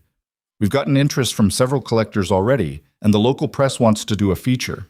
How do you feel about interviews? Terrified, Jennifer laughed. That's normal, but you'll be great. Your work speaks for itself. After the walkthrough, Ava sat in her car in the parking lot and called Ethan before she could second-guess it. Hey, he answered. How'd it go? It's real. They're hanging my paintings on actual walls where actual people will see them. That's amazing. That's terrifying. Can it be both? Ava leaned her head back against the seat. They want me to do interviews, talk about my artistic journey and inspiration. How am I supposed to explain that half these paintings are about you without sounding like a complete mess? There was a pause on the other end. They're about me? Some of them. Maybe most of them. I don't know. It's all kind of tangled up, my past, my present, everything I'm afraid of, and everything I'm trying to figure out. Ava, I should go. I have a shift in an hour. Wait, can I see them before the opening? She hesitated. The paintings felt like standing naked in public. Letting Ethan see all of them together, see the full story she'd been telling, felt like handing him a map to every vulnerable corner of her heart. I don't know if that's a good idea. Please, I want to understand what you've been creating. That's what I'm afraid of. But she agreed anyway, because saying no to Ethan was getting harder every day. They scheduled it for Sunday afternoon when the gallery would be closed for installation. Ava met him there with her stomach in knots. Jennifer had left them a key and instructions for the alarm. Ava disarmed it with shaking hands and led Ethan into the main gallery space. Her paintings were already hung, though not in final positions. They lined the walls in various arrangements, some lit dramatically by the track lighting, others still in shadow. Ethan stopped just inside the doorway. Ava, he breathed. She watched him move from painting to painting, taking his time with each one. He started with the pier, their pier, then moved to the ones about survival and struggle. The hospital painting stopped him for a long moment. So did one she'd called Breakfast Table, which captured the feeling of early morning exhaustion and the particular loneliness of making coffee for one in a silent apartment. When he reached the edge of maybe, he stood in front of it for so long that Ava started to get nervous. That's us, he said finally. Not a question. Yeah. You painted us at the pier, but not the past. This is now, or maybe tomorrow, I'm not sure. She moved to stand beside him. I kept trying to paint something else for the final piece, something about Noah, or my future career, or independence. But this is what came out. We're not touching in the painting. No. But we're moving toward each other. Or away. It's ambiguous. Ethan turned to look at her. Which way do you want it to be? I don't know. That's the whole point. I'm standing at this edge and I don't know if stepping forward is brave or stupid. What does your gut say? My gut says I'm in love with you and terrified of what that means. The words came out before she could stop them. Ava felt her face flush hot. Forget I said that. I didn't mean... Don't! Ethan caught her hand. Don't take it back. Ethan, I'm in love with you too. I have been since I saw you on that highway. Maybe before that. Maybe I never stopped. Ava's chest felt too tight. This is a terrible idea. Probably. We have kids and completely different lives and 12 years of history that didn't work out the first time. I know.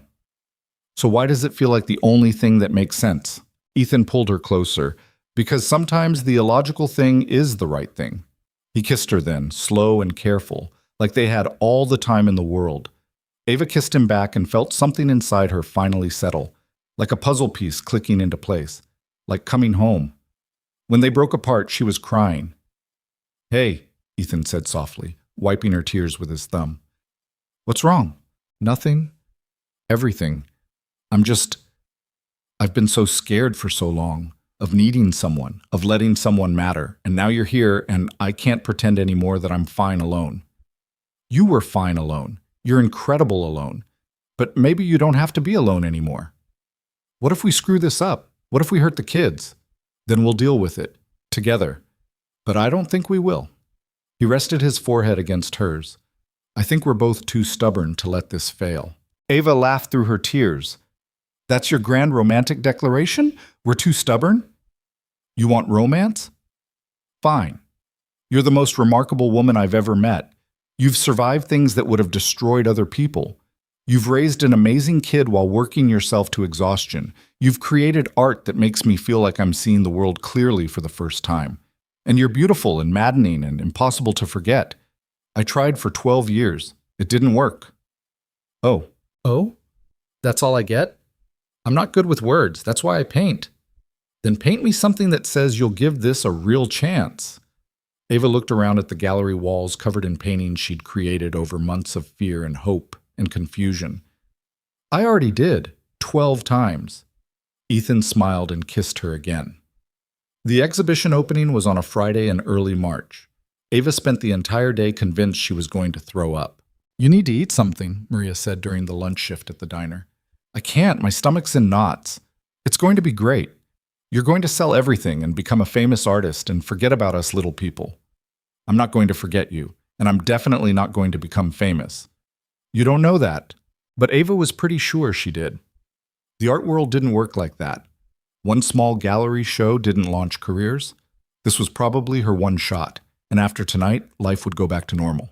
Except normal had changed. Normal now included Ethan, who'd spent the last 2 weeks acting like they were already a couple, even though they hadn't defined anything. Normal included Sophia and Noah constantly scheming to have sleepovers. Normal included Ava waking up to good morning texts and falling asleep on the phone after midnight conversations about nothing important. Normal had gotten complicated in the best possible way. She left work early to go home and change. The gallery had suggested artistic but professional, which translated to the one decent black dress she owned and the heels that only sort of hurt. Noah was staying with Mrs. Rodriguez for the evening. Ava had tried to explain what an art opening was, but he'd been more interested in the fact that Mrs. Rodriguez let him eat cookies for dinner. Be good, Ava told him at drop-off. I'm always good. That's debatable. Mrs. Rodriguez smiled. He'll be fine. You go be a fancy artist. Ethan picked her up at 6:30. He was wearing a dark suit that probably cost more than her monthly rent, and he looked unfairly handsome. You clean up nice, Ava said, sliding into the passenger seat. So do you. That dress is... He stopped, seeming to lose his train of thought. Is what? Going to make it very hard for me to focus on anything else tonight. Ava felt herself blush. Shut up. I'm serious, you look beautiful. You have to say that, we're dating. Are we? I don't remember you ever agreeing to that officially. Fine. We're dating. Happy? Very. The gallery was already crowded when they arrived. Ava recognized Jennifer near the entrance, talking to a group of well-dressed people. A photographer was setting up in the corner. There was wine and cheese and soft jazz playing. Ava's stomach lurched. I can't do this. Yes, you can. Ethan took her hand. Your work is incredible. These people are going to love it. What if they don't? Then they have terrible taste and will leave early. Jennifer spotted them and waved them over. Ava, you made it. Come meet some people. The next hour was a blur of introductions and small talk. Ava smiled and shook hands and tried to sound articulate when people asked about her process. A local newspaper reporter asked for an interview. A couple from the arts district wanted to know if she took commissions. Through it all, Ethan stayed close. Not hovering, but present. A steady hand on her lower back. A reassuring smile when she caught his eye. You're doing great, he murmured during a brief lull. I feel like I'm going to pass out. Don't do that. At least wait until after they bring out the good wine. Around 8 o'clock, Jennifer clinked a glass to get everyone's attention. Thank you all for coming tonight. It's my pleasure to introduce our featured artist, Ava Bennett. Ava came to us with a powerful collection of work that explores themes of survival, resilience, and the courage it takes to be vulnerable. Her paintings are deeply personal while remaining universally resonant. Ava, would you like to say a few words? Every eye in the room turned to her. Ava's mouth went dry. She hadn't prepared anything, hadn't thought she'd need to make a speech. But here she was, surrounded by people waiting for her to say something profound about art and inspiration. I'm not good at speeches, she started. I'm better at painting than talking. But I guess the whole point of this exhibition is that sometimes you have to do the scary thing even when you're not sure how it'll turn out. She glanced at Ethan, who was watching her with encouragement in his eyes. These paintings are about a lot of things. Being a single mom, working hard just to survive. The kind of exhaustion that becomes your normal. But they're also about what happens when you let yourself hope for something better. When you stop building walls and start opening doors. Her voice caught slightly. Someone once told me that fear was keeping me from living fully. I spent years being angry about that because I thought fear was what kept me safe. But fear doesn't keep you safe. It just keeps you small. So these paintings are me trying to be bigger than my fear, trying to believe that maybe I deserve good things, that maybe we all do. There was a moment of silence, then applause. Ava felt her face heat up. And now I'm going to go find that wine Jennifer mentioned, she added, getting a laugh from the crowd. As people dispersed back to viewing and mingling, a woman approached her, mid-50s, elegant, with sharp eyes that seemed to take in everything at once. Miss Bennett, I'm Carol Harrison. I own a gallery in San Francisco. Oh, hi. I'd like to talk to you about representing your work. Your style is exactly what we've been looking for. Emotionally honest without being sentimental. Raw, but refined. Ava blinked. You want to represent me? If you're interested, here's my card. Think about it and give me a call next week. After Carol walked away, Ava stood holding the business card like it might disappear. Did that just happen? She asked Ethan. That just happened. A San Francisco gallery wants to represent me. Because you're talented and people can see that. I think I need to sit down. They found a quiet corner where Ava could catch her breath. The exhibition was a success, that much was clear. People were lingering in front of paintings, having serious discussions about composition and emotion. Several had red dots beside them already, indicating sales. Which one sold? Ava asked Jennifer when she passed by. Let's see, the breakfast table won 2 of the abstract pieces, and someone put a hold on the pier painting. Ava's heart sank slightly. The pier painting was the one that started everything. Who put the hold on it? Jennifer smiled. That would be me. Gallery owner's privilege. It's going in my personal collection. By 9 o'clock, Ava had sold 7 paintings. 7.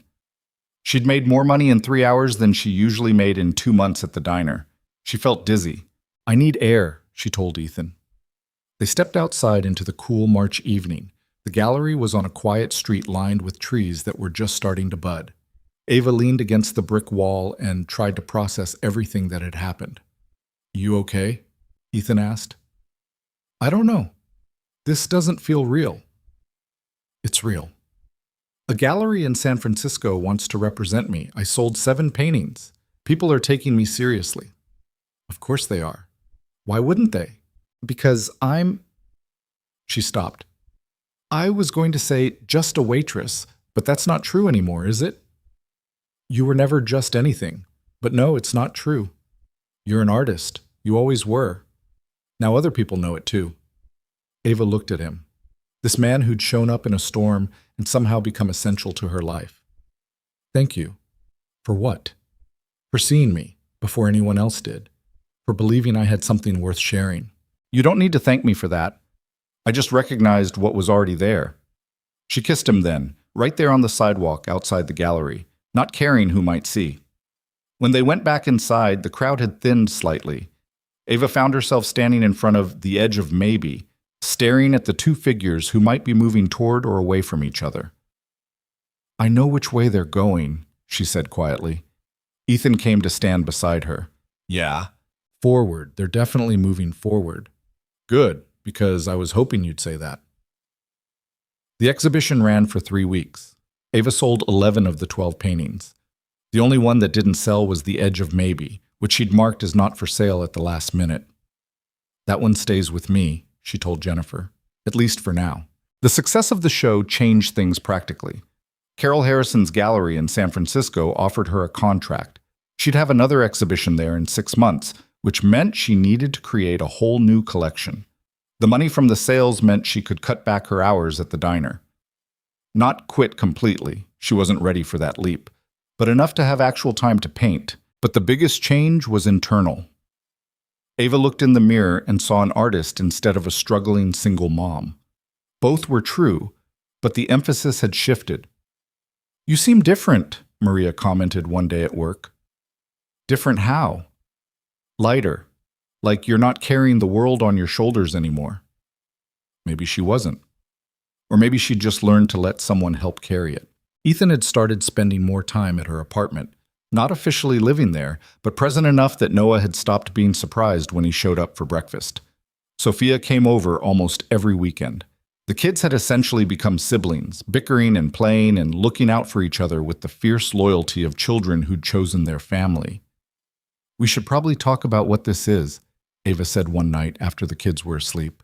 They were on her couch, Ethan's arm around her shoulders, some mindless TV show playing in the background. What do you want it to be? He asked. That's not an answer. Neither is your question. Ava sighed. I don't know, something real, something permanent, but I'm also scared of moving too fast and screwing everything up. We've known each other for 12 years. We've been dating for 3 months. That's not fast. We've only been dating for 3 months. Semantics. He shifted to look at her directly. I love you. You love me. Our kids love each other. What else do we need to figure out? Logistics? Like where we live? What we tell people? How we blend our lives without losing ourselves? We figure it out as we go. That's very zen for a billionaire CEO. I'm full of surprises. Ava laughed despite herself. Okay, so we're doing this, for real. For real. No running away when it gets hard? No running away. Even when I'm impossible and stubborn? Especially then, someone has to keep you honest. She kissed him to shut him up, and the conversation dissolved into other, better things. A week later, Ethan asked her to come to his office. He had something to show her, he said, something important. Ava arrived at Callaway Tech during her lunch break, still in her diner uniform. The receptionist recognized her now and waved her through without the judgmental once-over from that first visit. Ethan met her at the elevator. This couldn't wait until tonight? Ava asked. No, come on.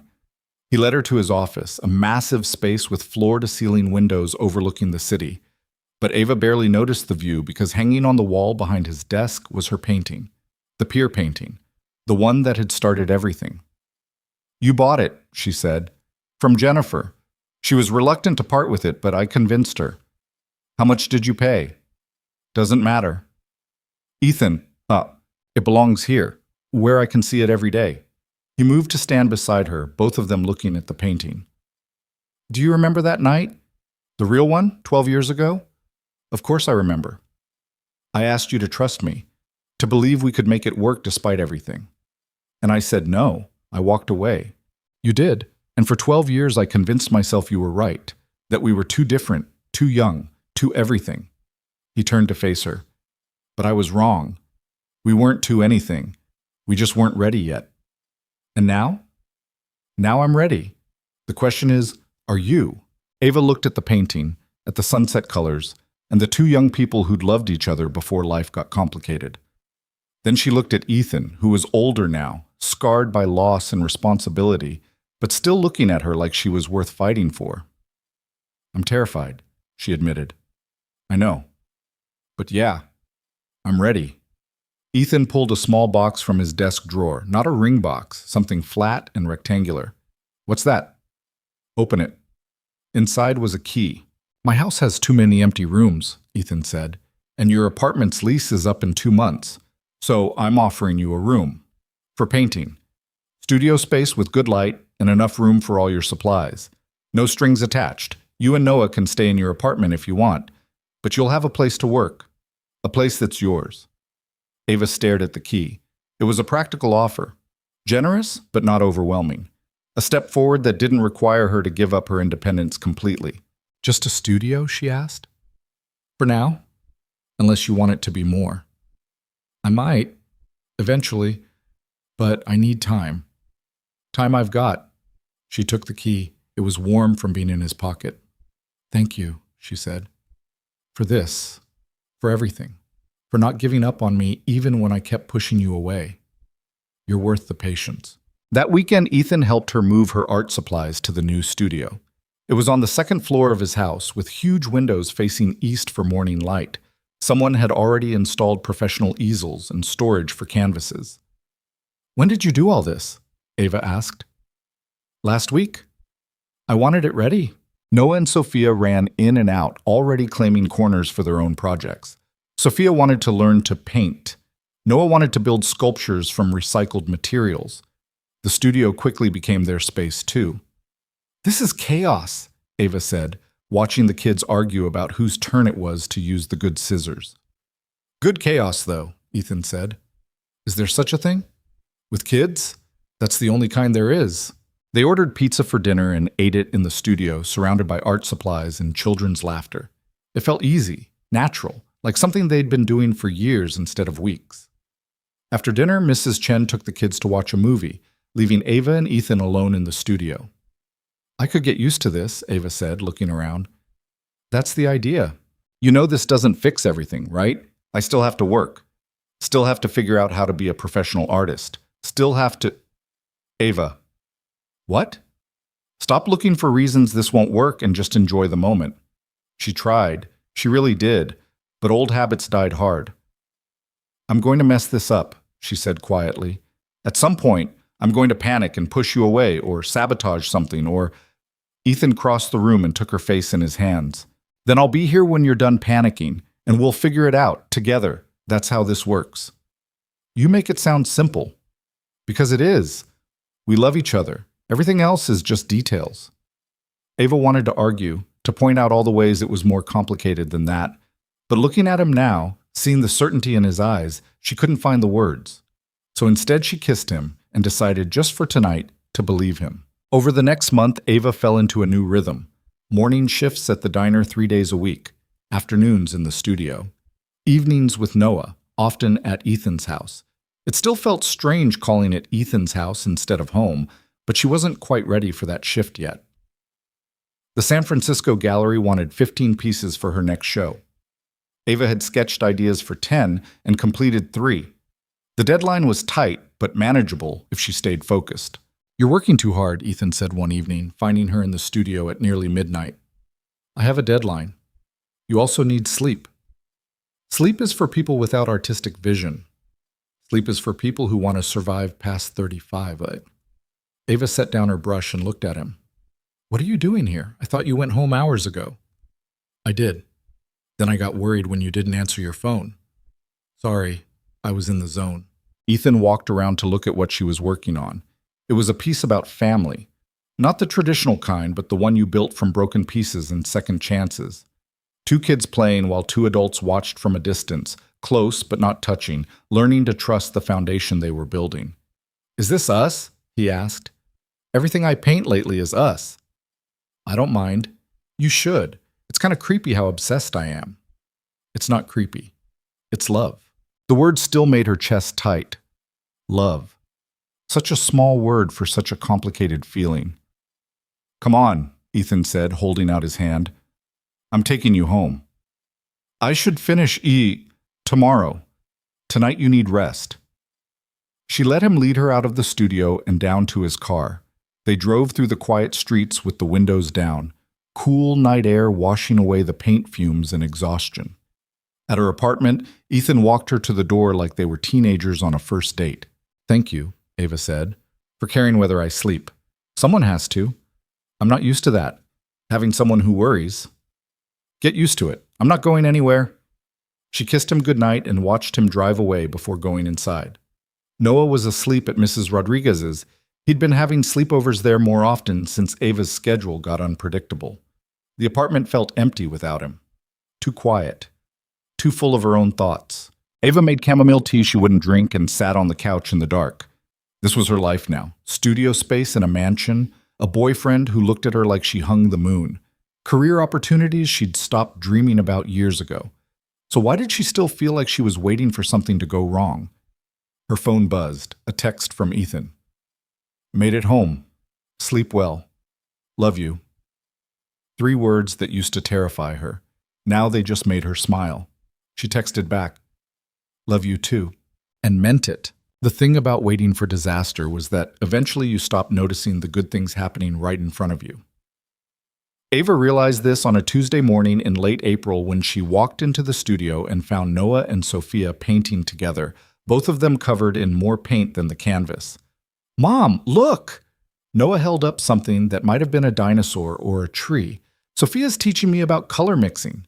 It's supposed to be purple, but it turned brown, Sophia explained seriously. That's what happens when you use too much red. Ava looked at these 2 kids who'd somehow become inseparable, at the easy way they existed together, and felt something crack open in her chest.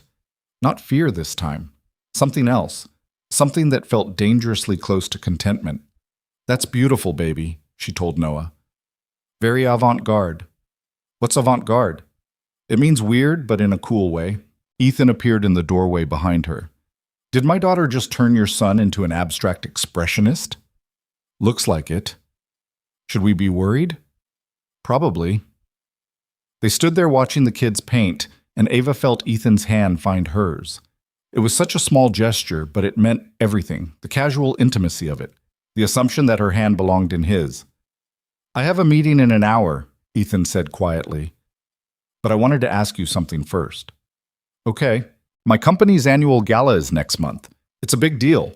Investors, board members, press.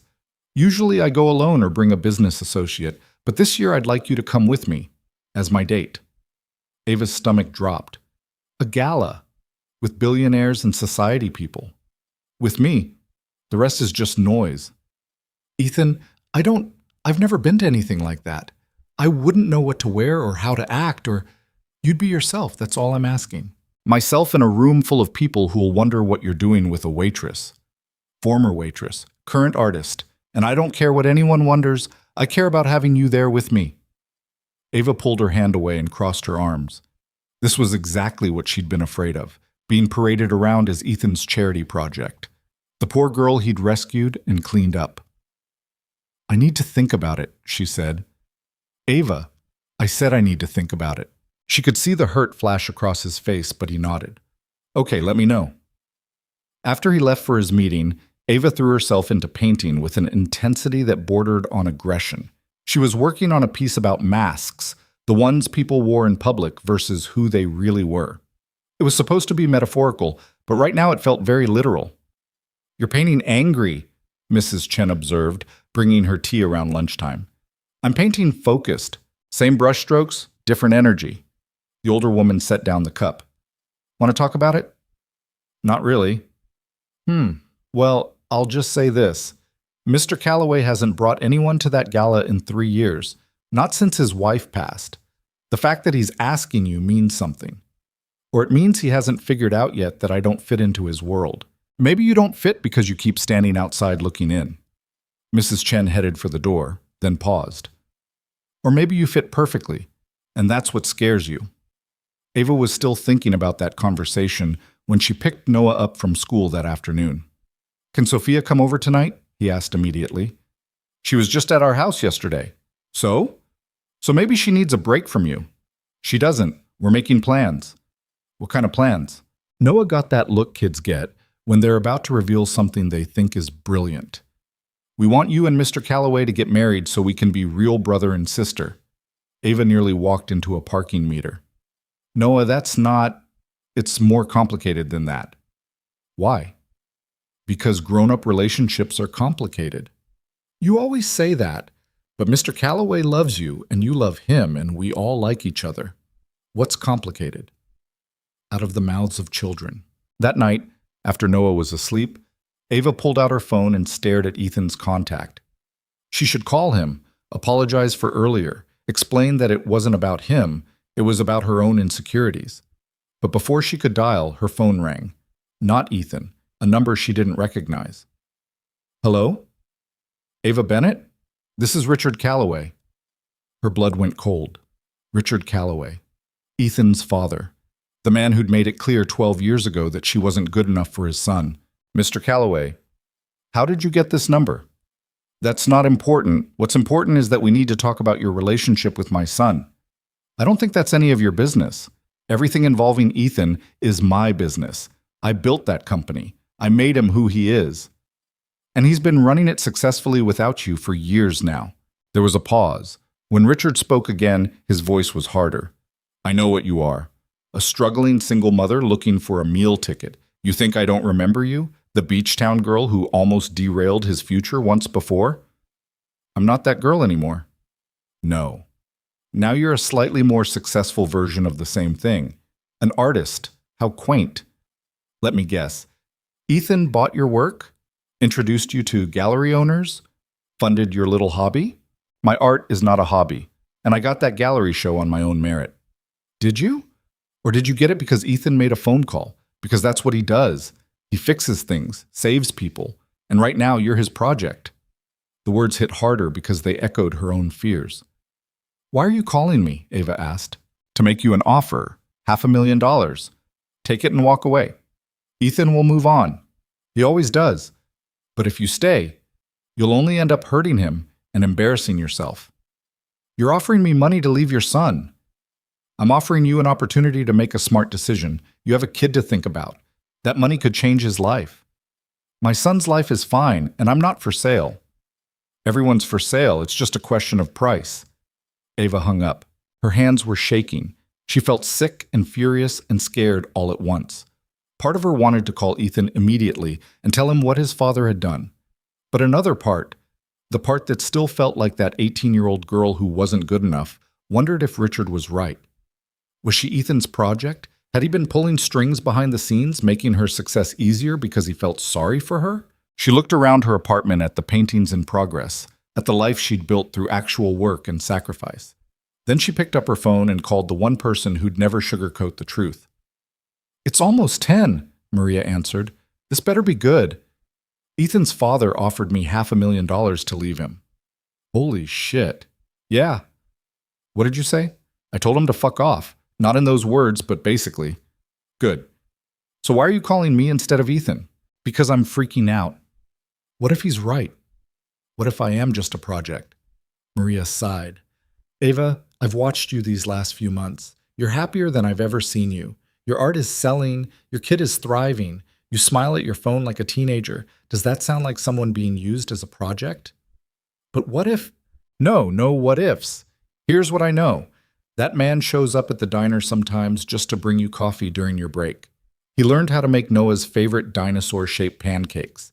He brags about your art to anyone who will listen. That's not a project. That's love. His father thinks I'm not good enough for him.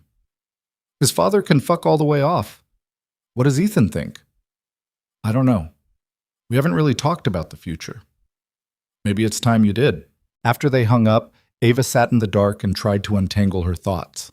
She'd been so focused on protecting herself that she hadn't considered what she might be protecting herself from. Not heartbreak, not really. She'd survive heartbreak. She'd survived worse. What she was really afraid of was happiness, because happiness felt fragile, temporary, like something that could be snatched away at any moment. Her phone buzzed. Ethan. Can't sleep.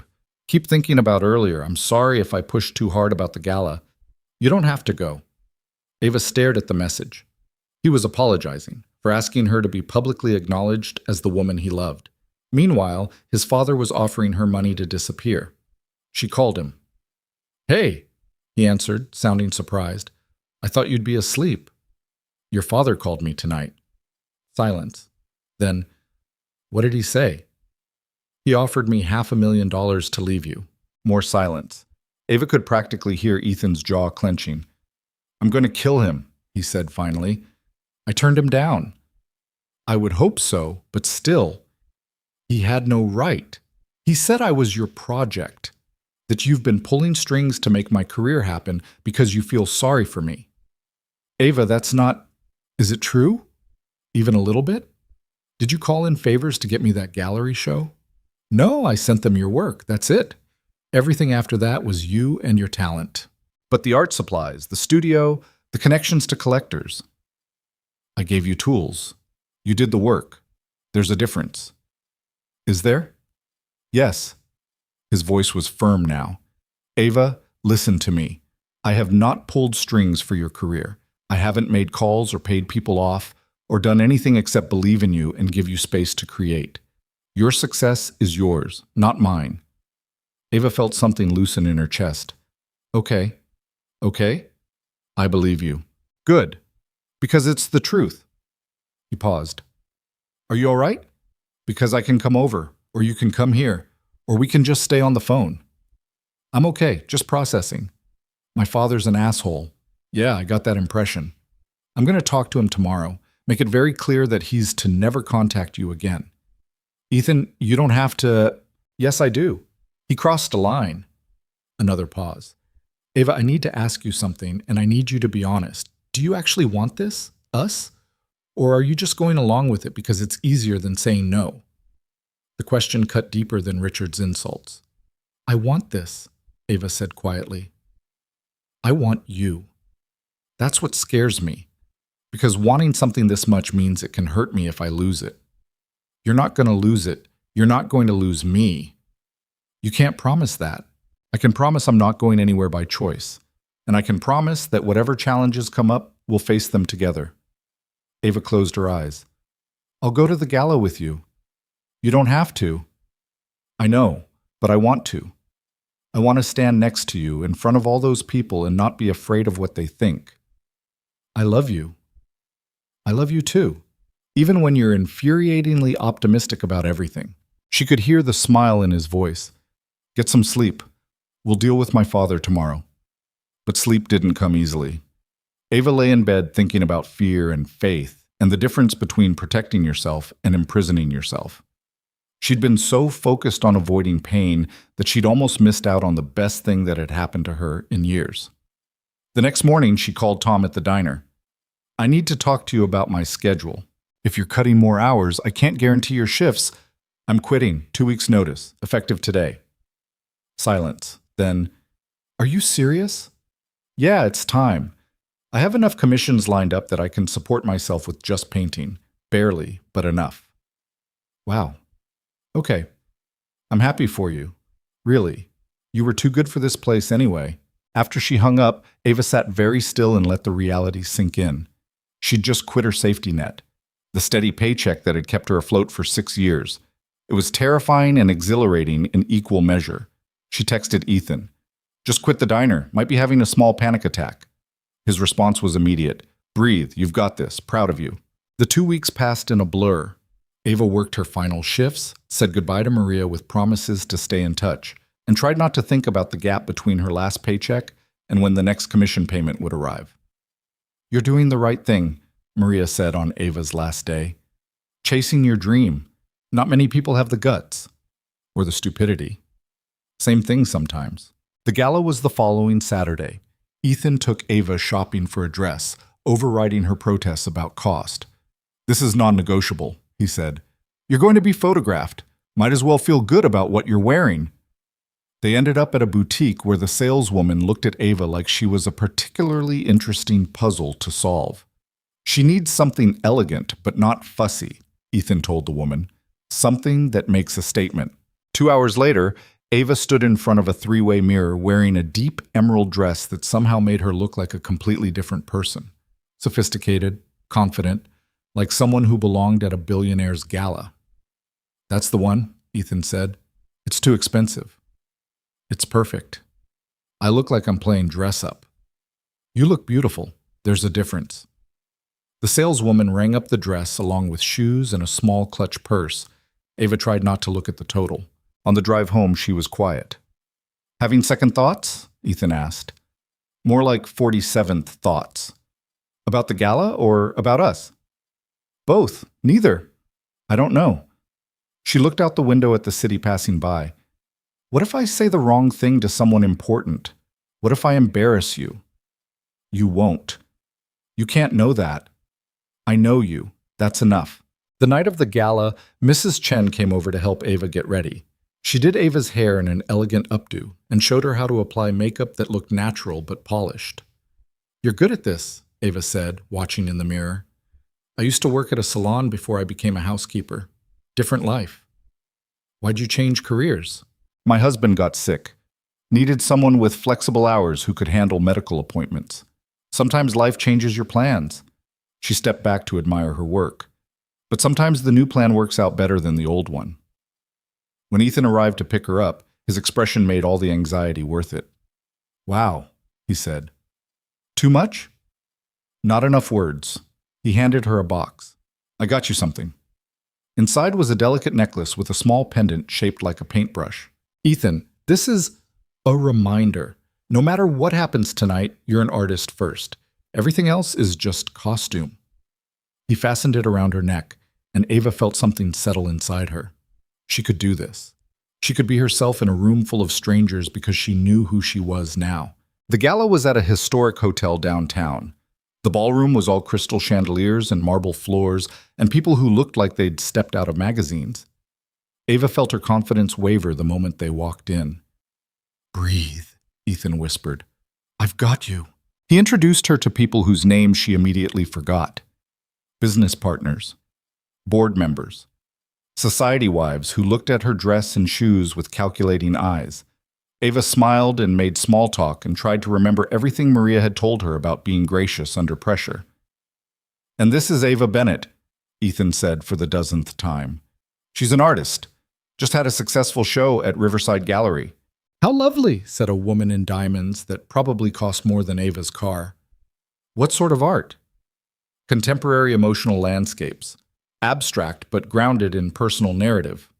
The woman blinked. "How interesting." After she walked away, Ethan grinned. "You sounded very professional just then." "I've been practicing." It showed. They were heading toward the bar when someone called Ethan's name. Ava turned to see Richard Calloway approaching, looking exactly like what he was, old money and cold authority. "Ethan, surprised to see you brought a date this year."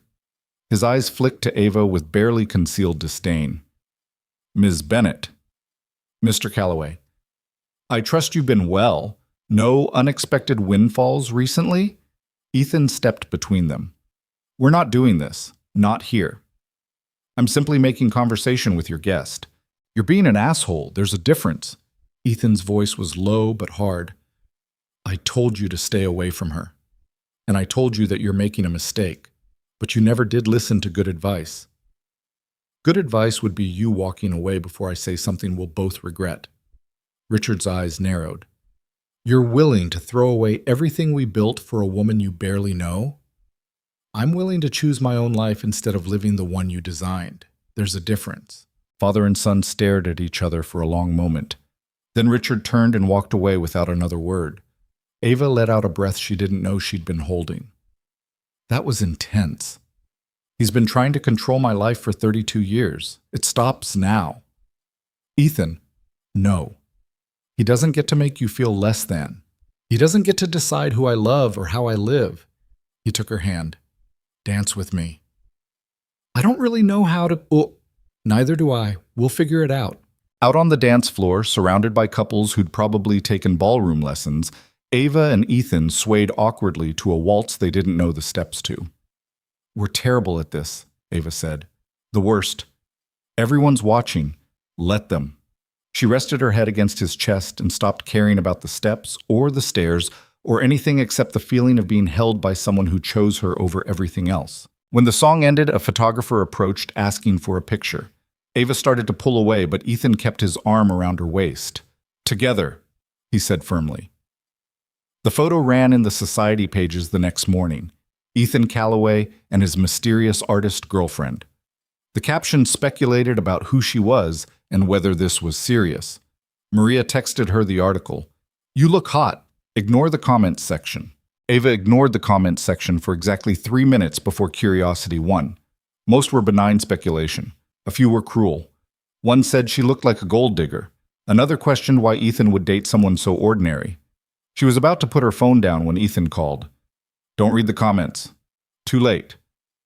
People are assholes. Ignore them." "I'm trying. Try harder. Or better yet, come over. The kids want to have a pool day and Sophia's been asking for you all morning. It's 9 a.m. "So? Pool time doesn't have a schedule." Ava smiled despite herself. "Give me an hour." At Ethan's house, she found Noah and Sophia already in swimsuits, armed with water guns and plotting something that probably violated several safety regulations. "Mom!" Noah ran over, dripping wet. "Mr. Calloway said we can have a water balloon fight after swimming. Can you be on my team?" "Against who?" "Him and Sophia." "That seems unfair. They're bigger. That's why we need strategy." Ethan appeared in swim trunks, looking unfairly attractive. "Ready to get destroyed? Bring it." They spent the afternoon acting like children. Water balloons flew. Alliances formed and broke. At one point, Mrs. Chen came out to referee when accusations of cheating got too loud. Later, while the kids played Marco Polo in the pool, Ava and Ethan sat on the edge with their feet in the water. "Thank you for last night," Ava said. "For standing up to your father, for not being embarrassed by me." "Why would I be embarrassed?" "Because I'm not like the women in that room. I don't have the right background or education or—" "You have something better. You're real, you're honest, you've survived actual hardship and come out stronger. That's worth more than any pedigree." Ava leaned her head on his shoulder. "You know this isn't going to be easy, right? Your family will never accept me. People will always question whether I'm good enough. Then I'll spend the rest of my life proving them wrong. That's a long time. I'm counting on it." The next few weeks settled into something that felt almost like routine. Ava worked in the studio most days, creating pieces for the San Francisco show. Noah started first grade with Sophia in the same class, which meant constant playdates and homework sessions that involved more giggling than actual work. Ethan's father made one more attempt at interference, showing up at Ava's apartment unannounced. "I underestimated you," Richard said when she opened the door. "The offer still stands. More money this time." "No amount of money will make me leave him." "Then you're a fool." "Maybe. But I'm a fool who loves your son. And unlike you, I actually want him to be happy. I want him to be successful. Those aren't the same thing." Richard left without another word. Ava never told Ethan about the visit. Some battles you had to fight alone. October came, bringing with it cooler weather and the San Francisco exhibition.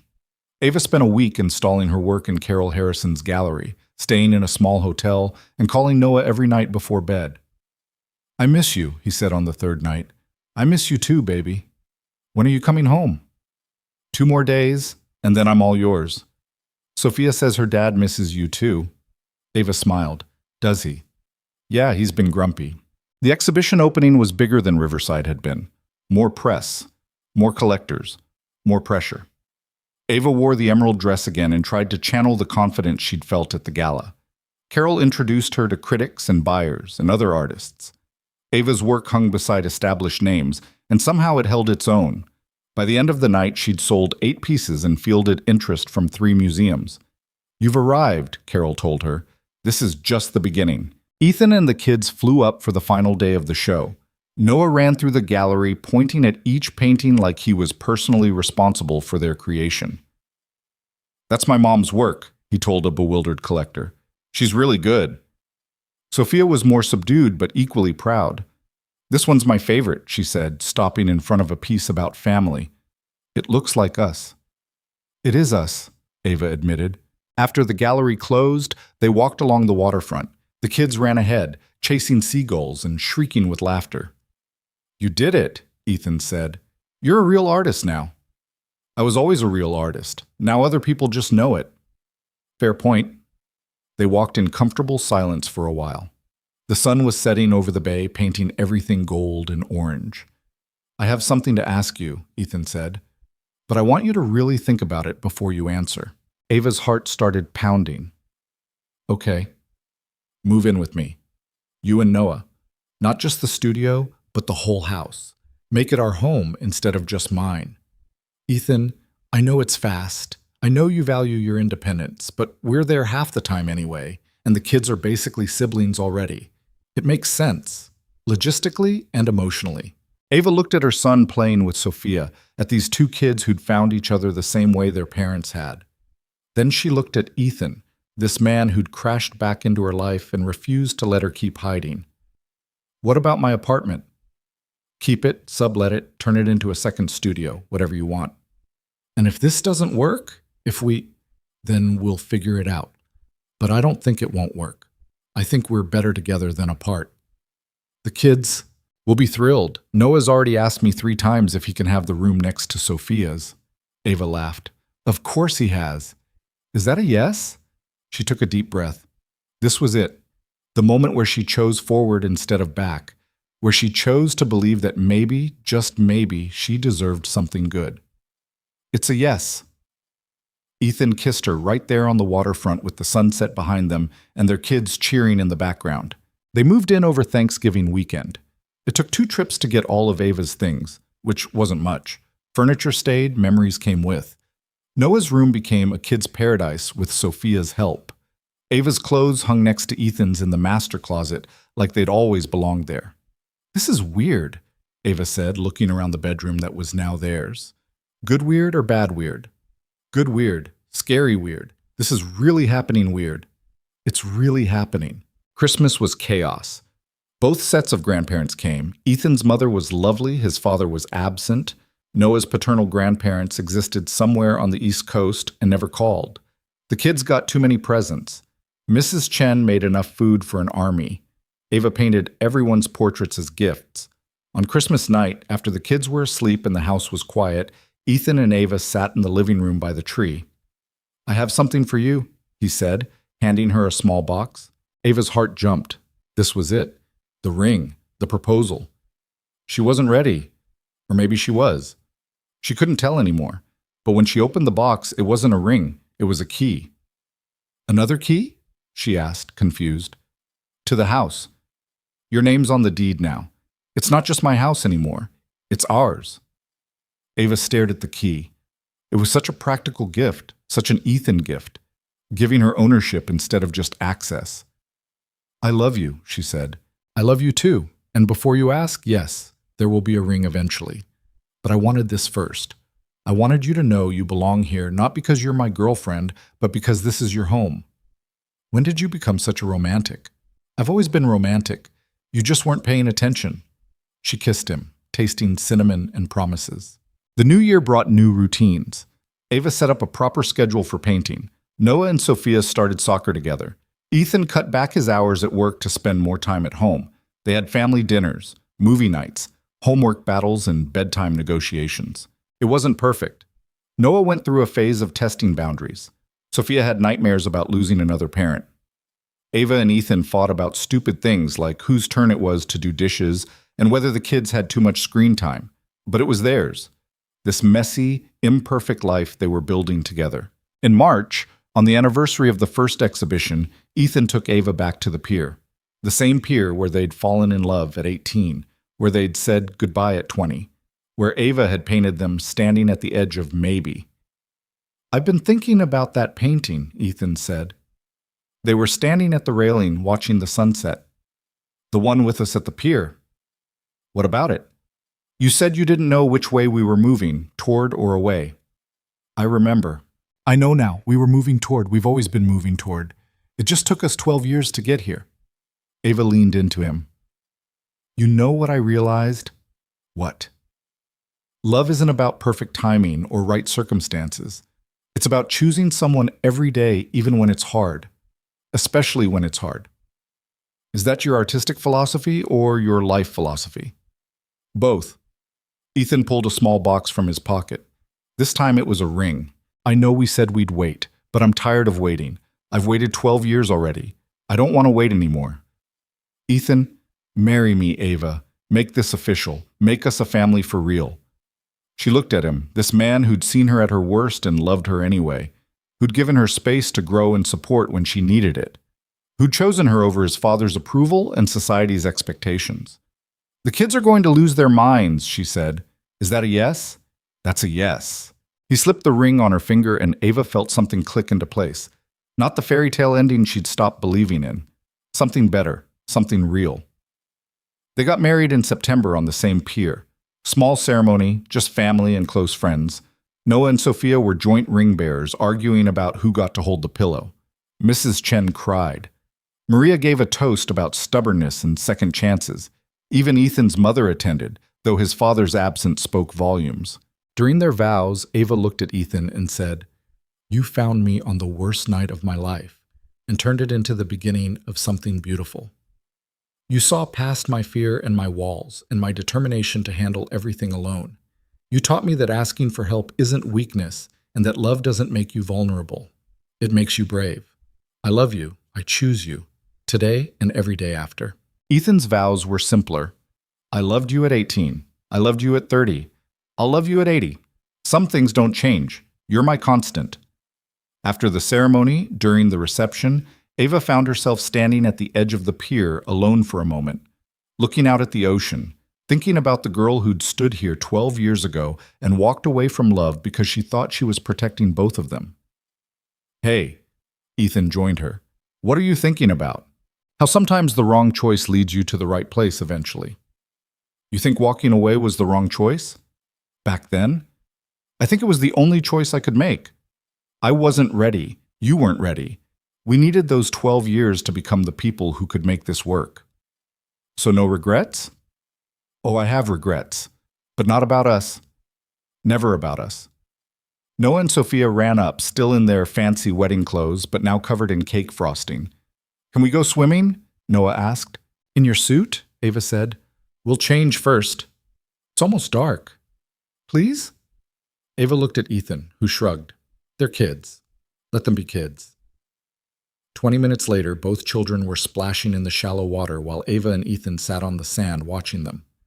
Married, a family, something Ava had thought she'd never have. "You know what the best part is?" Ethan said. "What?" "This is just the beginning. We get to do this for the rest of our lives. The rest of our lives is a long time. I'm counting on it." Ava leaned her head on his shoulder and watched her son play with his new sister, both of them shrieking with joy in the fading light. She thought about all the years she'd spent alone, convinced that needing someone made you weak, all the walls she'd built, all the fear she'd carried, and she thought about how love, real love, messy and imperfect and brave, had slowly dismantled every defense she'd ever constructed. Some endings were really beginnings. Some wrong turns led you exactly where you needed to be. And sometimes the person you let go came back into your life at exactly the right moment.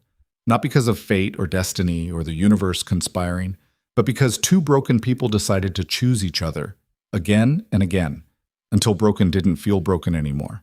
It just felt like home.